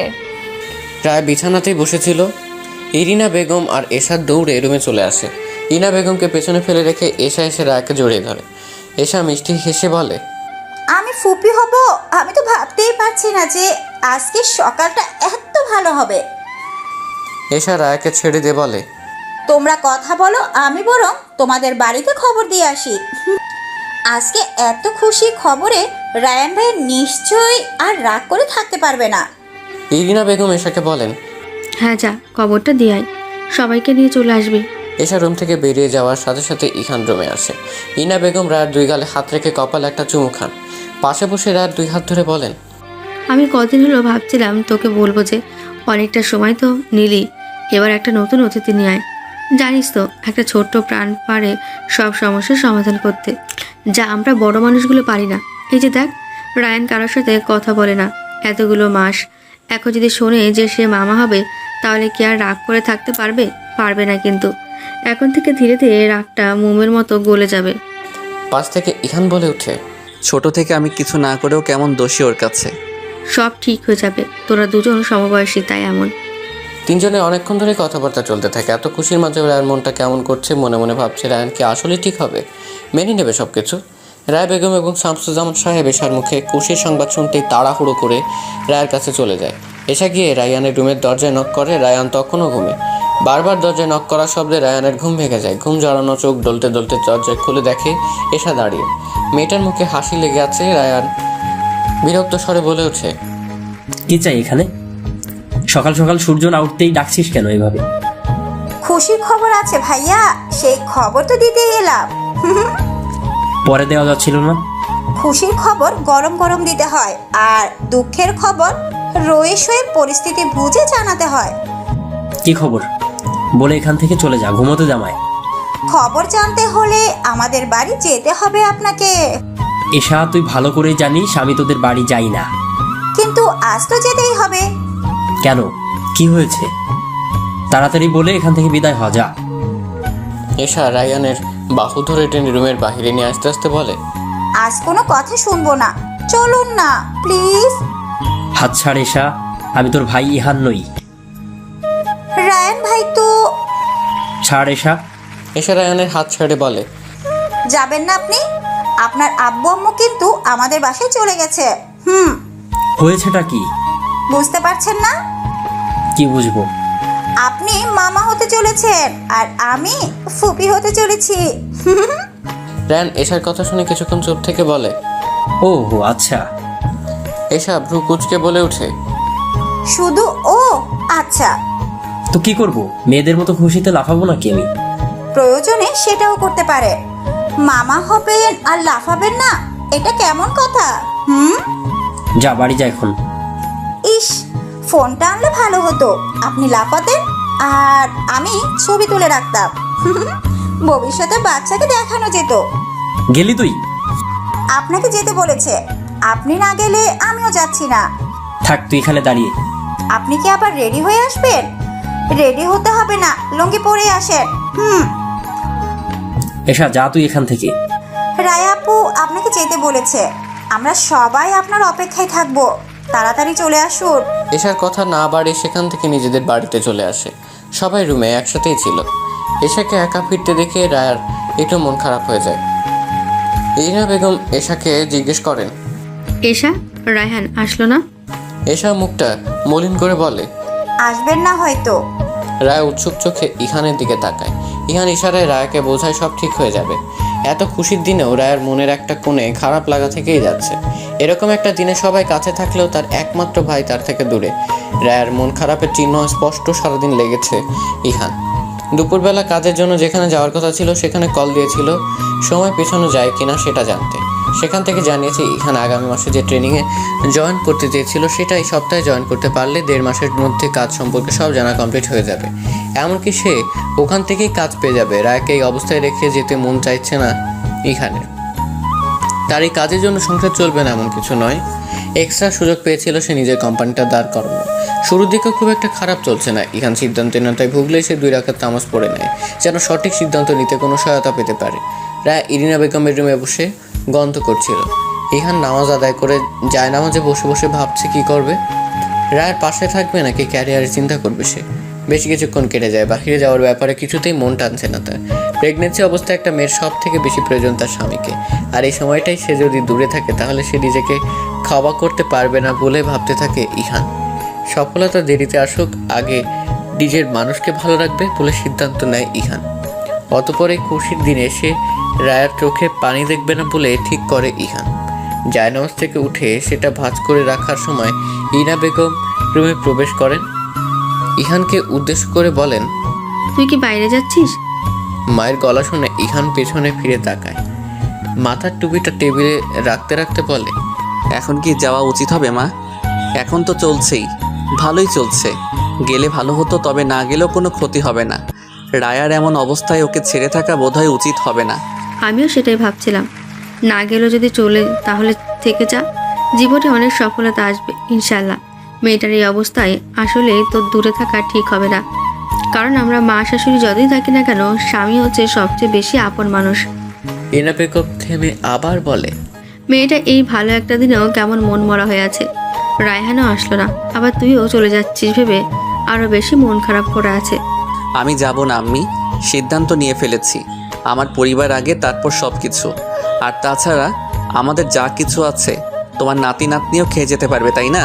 আমার এত চাপ নেই। ইহানের কথায় হেসে ফেলে ইরিনা বেগম। ইহানও মাথা চুলকে মুচকি হাসতে থাকে। ইরিনা বেগম ইহানের অবস্থা দেখে ভাবেন এই ছেলেটাই বছরখানেক আগে কতটা গম্ভীর ছিল, আর এখন রায়ের সাথে থাকতে পেরে সেও রায়ের মতোই মিশুকে হয়ে গেছে। ইরিনা বেগম হাসি থামিয়ে বলেন, চল আমার রুমে, মেয়েটা মন খারাপ করে বসে আছে। এখনই গিয়ে বলবি যে তুই কোথাও যাস না, তুই এখানেই থাকবি। আর তুই নিজেও তো রায়হানের সাথে কথা বললেও তো পারবিস না বাবা, রায়হানটাও কেমন হয়ে গেছে। আচ্ছা আম্মি, কথা বলে নেব আমি। এখন চলো যাই। দুজন রুম থেকে বের হবে এমন সময় রায়ের চিৎকার শুনতে পায়। রায়ের চিৎকার শুনে ইহানের মুখের হাসি যেন উবে যায়, কপালে চিন্তার ছাপ স্পষ্ট হয়ে ওঠে। রায়ার কি হলো? এত জোরে চিৎকার দিয়ে উঠলো কেন? ইহান দৌড়ে মায়ের রুমের দিকে চলে যায়। ইরিনা বেগমও আর দেরি না করে ইহানের পিছে পিছে ছুটে যায়। ইহান রুমের দরজায় পৌঁছতেই দেখে রায়া এশার সাথে হাসছে। হাসিটাও কেমন অন্যরকম। বারবার হাত দেখছে সে। ইহান এগিয়ে গিয়ে জিজ্ঞেস করে, কি হয়েছে, চিৎকার দিলি কেন? এসা হাসতে হাসতে বলে, ওই যে আপু বিছানায় হাত দিয়েছে, মাথায় বালিশের দিকে, আর বিড়াল হাতে খামচি দিয়ে ধরে ফেলেছে, তাই চিৎকার দিয়েছে ভয়ে। ইহান যেন হাঁপ ছেড়ে বাঁচে। ইনা বেগমও ততক্ষণে চলে এসেছে, সব শুনে নিয়েছেন। ইনা বেগম মায়াকে বলেন, বেশি ভয় পেয়েছিস? হাত কি কেটে গেছে? রায়া স্পষ্টভাবেই জবাব দেয়, না বড় মা, আমি এসের সাথে কথা বলতে বলতে পেছনে না তাকিয়ে বালিশ নিতে গিয়ে এমন হয়েছে। দেখিনি জন্যই হঠাৎ এমন হওয়ায় ভয় পেয়ে গেছি। আচ্ছা ঠিক আছে, এবার যা রুমে যা, রেস্ট নে একটু, তাহলে ভালো লাগবে। আচ্ছা যাচ্ছি, কিন্তু শোনো, সকাল থেকে তোমরা যেমন করছো আমার মনে হচ্ছে আমি অসুস্থ মানুষ। এত যত্ন নেওয়ার কিছু নেই। খারাপ শাশুড়ি হতে বলছিস? না, তা কখন বললাম? এই সময় মেয়েদের যত্নের ভালোবাসার প্রয়োজন হয়। এখন যা রুমে যা, তোর এসব যেহেতু ভালো লাগছে না, তাহলে তোর জন্য দজ্জাল শাশুড়ি হওয়াটাই উচিত। আমার ভালো শাশুড়িই লাগবে। শ্বশুর তো বেঁচে নেই যে শাশুড়ি খারাপ হলে শ্বশুর কারেকটা বিয়ে দিয়ে দিব। ইহান, রায়কে নিয়ে যাবি তুই? রায়া হাসতে হাসতে রুম থেকে বেরিয়ে যায়। ইহানও রায়ের পিছু পিছু রুমে চলে যায়। রায় সামনে রাখা চেয়ারটায় বসে। আশেপাশে তাকে ইহানের ব্যাগপত্র না দেখে জিজ্ঞেস করে, আপনার ব্যাগপত্র কোথায়? বের হবেন কখন? ইহান রায়ের দিকে এগিয়ে এসে মেঝেতে বসে রায়ের কোলে মাথা রেখে বললে, বউকে ছেড়ে কোথাও যাব না। রায় অবাক হয়ে জিজ্ঞেস করে, কি বলছেন? যাবেন না মানে? যাব না মানে যাব না। কিন্তু কেন? বাহিরে গেলে অনেকটা সময় ওখানে থাকতে হবে, যেটা আমি একদমই চাই না। সত্যিই যাবেন না নাকি আমার সাথে মজা করছেন? আমি আমার বাচ্চার মাকে রেখে কোথাও যাচ্ছি না। আমি তোর এই অবস্থায় তোর পাশে থাকতে চাই রায়া। তুই যেন একাকিত্ব কি সেটা বুঝতে না পারিস, তার জন্য আমি সব সময় তোর কাছে থাকবো।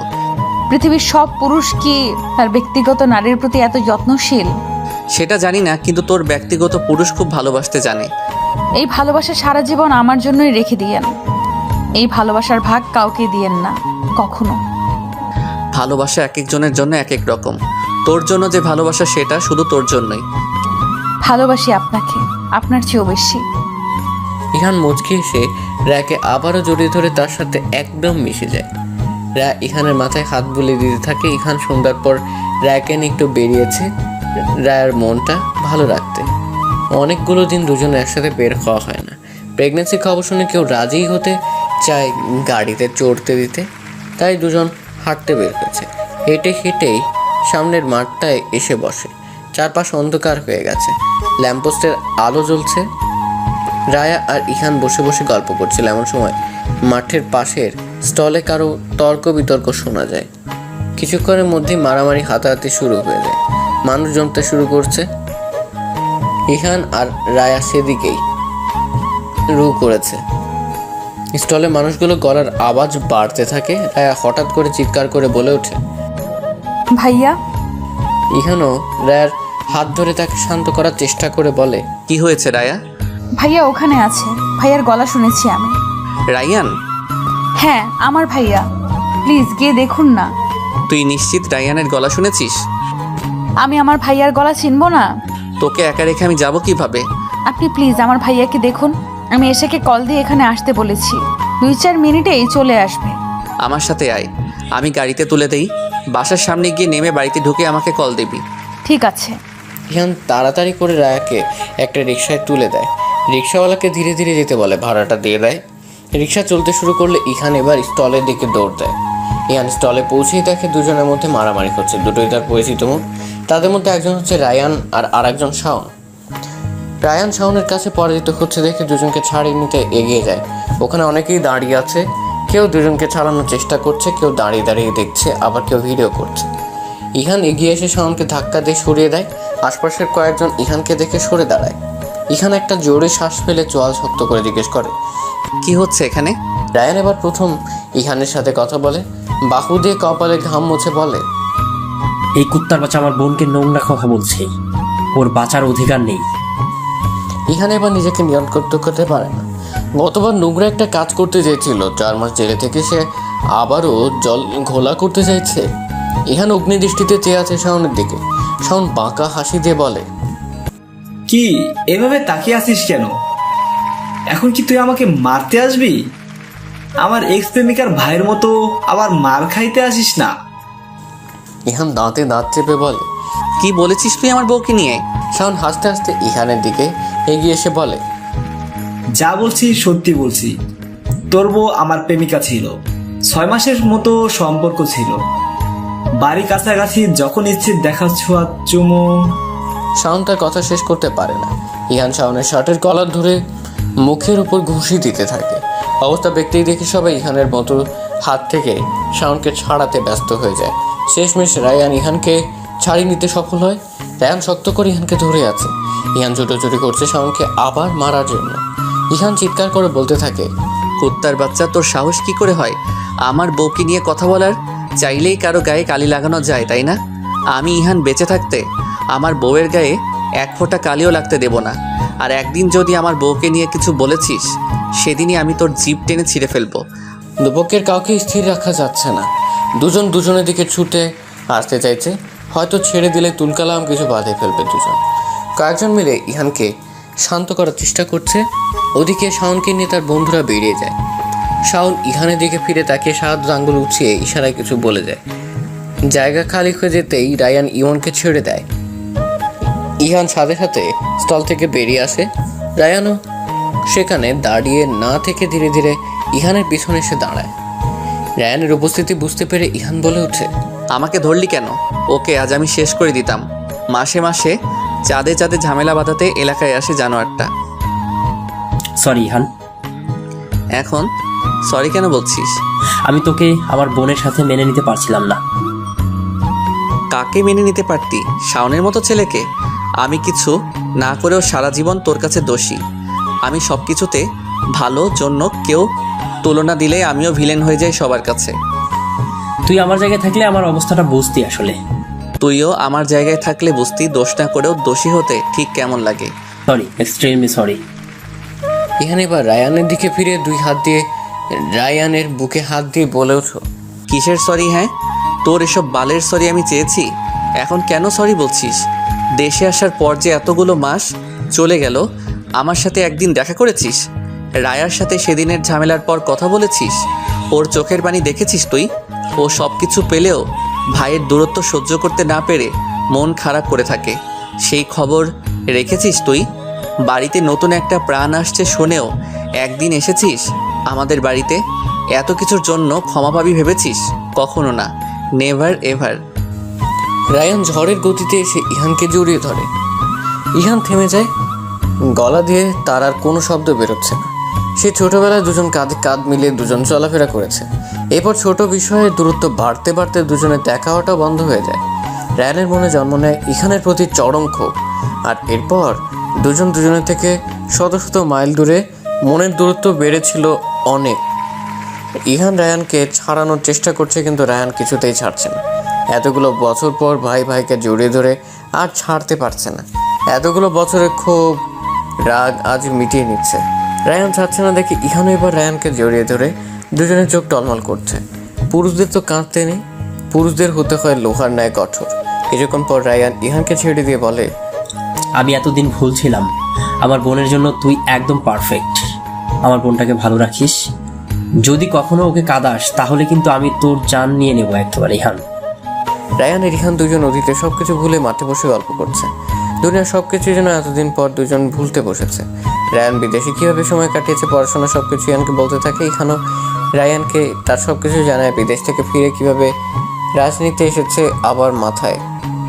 কথা ভেবে এসব ছেড়ে ব্যবসার কাজে ইহানের হঠাৎ মনে পড়ে রায়াকে রিকশায় তুলে দিয়ে সে বলেছিল বাসায় পৌঁছে কল দিতে, কিন্তু প্রায় আধা ঘন্টার বেশি হয়ে গেছে রায়া কল দেয়নি। ইহান সাথে সাথে রায়াকে কল দেয়, কিন্তু কল রিসিভ হয় না। ইহানকে চিন্তিত দেখে রায়ান বলে, কি হয়েছে, এমন করছিস কেন? রায়া কল রিসিভ করছে না। বাসায় হয়তো ব্যস্ত আছে। না, আমি আর রায়া বেরিয়েছিলাম একটু, আর তখনই তোদের ঝামেলা লাগে। রায়াকে রিকশায় তুলে দিয়ে বলে গিয়েছিলাম বাড়ি পৌঁছে কল দিতে। ও আমাকে এখনো কোনো কল দেয়নি, এমনকি কল রিসিভও করছে না। হয়তো বা। আমার চিন্তা হচ্ছে, চারপাশে শত্রুর তো অভাব নেই, তাই না? ওপরে আল্লাহ আছে, তারপর ওর বাবা ভাই স্বামী আছে, কেউ ওর কোনো ক্ষতি করতে পারবে না। চলো বাসায় যাই। এখনই? হ্যাঁ, এখানে আমার মন টিকছে না। আমার একটু কেমন যেন লাগছে রে। রায়া ঠিক আছে তো? চল তো ভাই প্লিজ। ইহান আর রায়ান দুজনেই বসা থেকে উঠে দাঁড়ায়। দুজনে বাড়ির উদ্দেশ্যে হাঁটতে শুরু করে। রায়ানের বাইকের কাছে এসে দুজন বাইকে উঠে পড়ে।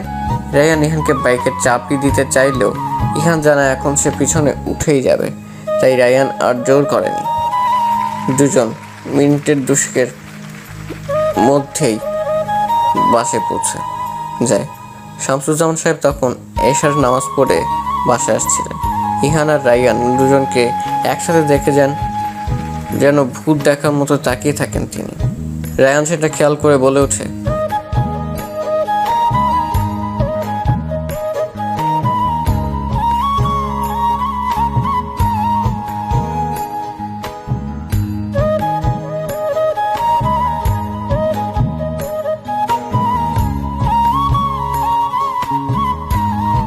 কি হয়েছে আব্বু, ভূত দেখেছো নাকি?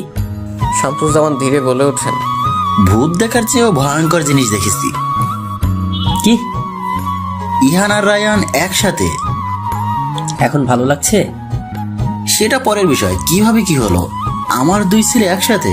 ইয়ান এতক্ষণ কোনো কথা বলেনি। এতক্ষণ এখানে আর দাঁড়িয়ে থাকতে না পেরে বলে ওঠে, কাকা বাড়িতে আসেন, এখানে আমি আর দাঁড়িয়ে থাকতে পারছি না। তখন রায়াকে রিকশায় তুলে দিয়ে বলেছিলাম বাসায় এসে জানাতে, কিন্তু সে জানায়নি, এমনকি আমার কলও রিসিভ করছে না। ও ঠিক আছে কিনা কে জানে। মেয়ের জন্য ইহানের এমন চিন্তা দেখে শান্তি অনুভব করছি। শামসুজ্জামান সাহেব তিনি ইহানকে বলেন, এত চিন্তার কিছু নেই। রায়া হয়তো ভুলে গিয়েছে কল করতে। 2 মিনিট আগে বলে দেওয়া কথা ভুলে যায় কিভাবে ও? এই ইহান, এটার জন্য তুই যদি আমার বোনকে রাগ দেখিয়েছিস তাহলে কিন্তু তোর অবস্থা খারাপ করে দেবো বলে দিলাম আমি। রায়ানের কথা শামসুজ্জামান এবার শব্দ করে হেসে ফেলেন। এতদিন পর নিজে দুজনকে এই অবস্থায় দেখছেন। ইহানকে শান্ত করতে করতে তিনি কি বলেন, আমি যখন নামাজে যাই তখন রায়া রিক্সা থেকে নেমেছে। রায়া আমাদের বাড়িতেই আছে। আমি ওকে ওর মায়ের কাছে রেখে এসেছি। বলেছিলাম ইহান বাড়ি ফিরলে বাসায় নিয়ে যাবে। ইহান এতক্ষণে শান্ত হয়ে এটা ভেবে যে রায়া ঠিক আছে। বাইরে তিনজনে কিছুক্ষণ কথাবার্তা হয়। স্টলে যাওয়া ঘটনাটা দুজনে জানায় শামসুজ্জামানকে। তিনিও বলে এবার তিনি সব দেখে। রায়া তার মা রাবেয়া বেগম তখন রান্না করে। রাবেয়া বেগম রুটি বানাচ্ছেন আর রায়া মায়ের সাথেই রান্নাঘরে বসে আছে। রায়া মাঝে মাঝে চুলায় বসানো গরুর মাংস নেড়ে দিচ্ছে। কিছুক্ষণ আগে রাবেয়া বেগম এশা আর ইরিনা বেগমকে বলে এসেছেন রাতে এখানে খাওয়ার কথা। রায়ার কথা শুনে রাবেয়া বেগম মনে মনে আশার আলো সঞ্চার করেছিলেন, এটা ভেবে যে আজ হয়তো সব কিছু ঠিক হয়ে যাবে। ইহান আর রায়ান হয়তো আবার সেই ছোটোবেলার মতো এক হবে। রান্না করতে করতে মামে গল্প করছিলেন। এমন সময় তিনজনকে একসাথে দেখে রাবেয়া বেগম রাকিয়াকে ডাকতে থাকে। রায়া সামনে তাকিয়ে দেখে রায়ান আর ইহান একসাথে। রায়া কেমন এক পলকে চেয়ে থেকে বসা থেকে উঠে দাঁড়ায়। রায়ান রান্নাঘরের দিকে আসতে থাকে। ইহানও রায়ানের পিছু পিছু সেদিকেই আসছে। শামসুজ্জামান সোফায় গিয়ে বসেন। তিনি আজ শুধু সবার একত্র হওয়াটা দেখবেন। রায়ান ধীর পায়ে রায়ার সামনে গিয়ে দাঁড়ায়। রায়ার চোখ টলমল করছে। মুখোমুখি হয়েছে এতগুলো দিন সে লুকিয়ে লুকিয়ে ভাইকে দেখেছে আর কান্না করেছে। ভেবেছে কাছে থেকে দূরত্ব বাড়ানোতে দূরে থাকে তো ভালো ছিল। রায়ান কিছু বলছে না। রায়ার ওভাবে চুপ থাকতে দাঁড়িয়ে থাকতে না পেরে বলে ওঠে, ভাইয়া। রায়ান তার বোনকে এক ঝটকায় নিজের বুকে নিয়ে নেয়। রান্না ফুপিয়ে ফুপিয়ে কান্না করতে করতে থাকে। রায়ান নিজেও কান্না করছে। রাবেয়া বেগম আর ইহানের চোখ টলমল করছে, কিন্তু শামসুজ্জামানের মুখে হাসি লেগে আছে। ছেলে মেয়ে দুজনকে এক হতে দেখে যেন আকাশের চাঁদ হাতে পেয়েছেন শামসুজ্জামান সাহেব। রায়া ভাইয়ের বুক থেকে নিজেকে ছাড়িয়ে নিয়ে নাক টানতে টানতে বলে, এতদিনে আমার কাছে আসার কথা মনে পড়লো? 2 হাত দিয়ে মুখটা মুছে নিয়ে বলে ওঠে, আমি তো দূরের মানুষ। দূরের মানুষ দূরে থাকবে না তো কোথায় থাকবে? তুমি দূরের মানুষ? কাছের মানুষ হয়ে উঠতে পেরেছি কি? ভাইয়া হও তুমি আমার। 2 ভাই বোনের মান অভিমান চলতে থাকে। রায়া হঠাৎ খেয়াল করে রায়ানের নাকের পাশে কেটে গেছে। ড্রয়িং রুমে রাখা ফার্স্ট এড বক্স নিয়ে এসে রায়ানকে চেয়ারে বসিয়ে দিয়ে কথা শোনাতে থাকে। রায়ান ইহানের দিকে তাকিয়ে মিটিমিটি হাসছে। মেয়েরা খুবই তার ব্যক্তিগত মানুষদের প্রতি এরকম যত্নশীল হয়। রায়া শাসনের রায়ান হাসতে হাসতে ইহানকে উদ্দেশ্য করে বলে, ইহান, তোর মনে হচ্ছে না রায়া ছোট হয়ে আমাকে একটু বেশি শাসন করছে? ইহান সিরিয়াস হওয়ার অভিনয় করে বলে ওঠে, একদম ঠিক করছে। আমার রায়া ভুল কিছু করতেই পারে না, ও যা করবে সেটাই ঠিক। বউয়ের পক্ষ নিয়ে কথা বলা শিখে গেছিস? বাহ। সূর্যের মধ্যে এশা এবং ইরিনা বেগম বাসায় প্রবেশ করে। রায়া আর রায়ানের এমন হাসি খুশি মুহূর্ত দেখে দুজন বেশ অবাক হয়। দাঁড়িয়ে দাঁড়িয়ে দুই ভাই বোনের কীর্তি দেখছি। বিষয়টা কেমন যেন আশ্চর্যজনক লাগছে তাদের কাছে। ইরিনা বেগমকে দেখতে পেয়েই রায়ান বলে ওঠে, বড় মা, আপনার ছেলে কিন্তু সব বিষয়ে বউকে সাপোর্ট করা শিখে গেছে। রায়ানের মুখে বড়মা ডাক শুনে ইরিনা বেগম হেসে দুজনের দিকে এগিয়ে গিয়ে বলেন, আমিও তো আমার ছেলের বউয়ের সাপোর্টে আছি। কি গো রাবেয়া, তুমি নেই? হ্যাঁ হ্যাঁ, আমিও রায়ার দলে। সবার কথা শুনে রায়া হেসে ফেলে। আজ তার ঈদের মতো আনন্দ লাগছে। সবকিছু কতদিন পর ঠিক হলো। ধৈর্য ধরে থাকলে আল্লাহ কখনো নিরাশ করেন না। সবার এত হাসি খুশি মুহূর্ত দেখে এসে বলে ওঠে, এত ভালো একটা মুহূর্ত ক্যাপচার করে রাখলে কিন্তু মন্দ হতো না। আজকের দিনটা বারবার ফিরে তো আসবে না, ফ্রেম বন্দি করে রাখলে মাঝে মধ্যে অনুভব করা যেত। শামসুজ্জামান সাহেব বলে উঠছেন, হ্যাঁ, সবাই এদিকে এসো, আজকে একটা ছবি ওঠা যাক। সবাই সানন্দে একসাথে হতে এগিয়ে আসে। ইয়ান ছবি তোলার প্রস্তুতি নিয়ে বলে ওঠে, সবাই ওখানে বসো, এশা আর রায়ান নিচে বসবি, আর সবাই সোফায় বসুক, আমি ছবি তুলে দিচ্ছি। রানা ইহানের দিকে এগিয়ে এসে হাত ধরে টেনে সবার কাছে নিয়ে এসে বলে, আজ কারো দূরে থাকা চলবে না। ফোন সামনে রেখে টাইমার সেট করলেই হয়ে যাবে। আমি দূর থেকে ভালো করে দেখে শুনে ছবিটা তুলে দেই, পরবর্তী ছবিতে আমি আসবো। দূর থেকে দেখতে হবে না, আসুন তো। রায়ান নিজের ফোনটা সামনে রেখে ইতালের হাত ধরে টেনে নিজের পাশে বসিয়ে দেয়। রায়া টাইমার সেট করে মা আর বাবার সাথে গিয়ে বসে পড়ে। রাত 10টা। রায় ব্যালকনিতে চেয়ারে হেলান দিয়ে বসে সূর্য দেখছে। এখানে এতক্ষণ ব্যালকনিতে পা রাখে। হাত ধোয়া ওঠা নুডলসের বাটি পায় রায়ার পাশের চেয়ারটায় বসে রায়ার হাতে নুডলসের বাটি ধরিয়ে দিয়ে বলল, নে খেয়ে নে, বরের হাতে নুডলস না খেয়ে তোর ভালোই লাগছিল না, এবার খেয়ে নে। রায়া বাড়িটা ইহানকে ফিরিয়ে দিয়ে বলে, আপনি খাইয়ে দেন। রান্না করে নিয়ে আসলাম, এখন আবার খাইয়েও দিতে হবে? হ্যাঁ, খাইয়ে দিতেই হবে। দিবেন না? দিচ্ছি। বলে ইহান রায়াকে খাইয়ে দিতে শুরু করে। খানিক বাদে ইহানের হাত থেকে ব্যাটটা নিয়ে রায়া ইহানকেও খাইয়ে দেয়। খাওয়া দাওয়া শেষ করে দুজন কিছুক্ষণ চন্দ্রবিলাস করে রুমে আসে। হঠাৎ মেসেঞ্জারে মেসেজ আসার শব্দ পেয়ে রান্নার ফোনটা হাতে নিয়ে রায়ান তার ফোনে তোলা ছবিগুলো পাঠিয়েছে। সাথে সাথে ছোট করে একটা মেসেজ লেখা, ছবিগুলো সুন্দর না? আমার বোনের পছন্দের মানুষটা আসলেই সুন্দর। আমি শুধু দেরিতে চিনলাম। আমার বোনটা সবসময় ভালো থাকুক তার মানুষটাকে নিয়ে। রায়ানের মেসেজ দেখে মুচকি হাসে রায়া। মেসেজ উত্তর হিসেবে ভালোবাসি ভাইয়া লিখে পাঠিয়ে দেয়। ইমন শুয়ে শুয়ে ফোন চাপছিল। রায়া তার দিকে এগিয়ে এসে রায়ানের পাঠানো ছবিগুলো ইহানকে দেখিয়ে বলে, কত শত মানুষের সুখ ভালোবাসা আমি দূর হতে দেখেছি, আর ভেবেছি এত কিছু কি আমি কখনো পাবো। অতপর আজ আমি পৃথিবীতে সবচেয়ে বেশি ভাগ্যবতী। আমার ভাগ্যকে আমারই কেমন হিংসে হচ্ছে। এত ভাগ্যবতী আমি। ইহান মুচকি এসে রায়াকে বুকে জড়িয়ে নেয়। পরম যত্ন আর ভালোবাসা ইহানের বুকে মাথা রাখে রায়া। এই যেন এক প্রকার স্বর্গসুখ। হাই বন্ধুরা, গল্পটা কেমন লাগলো অবশ্যই কমেন্ট করে জানাবেন।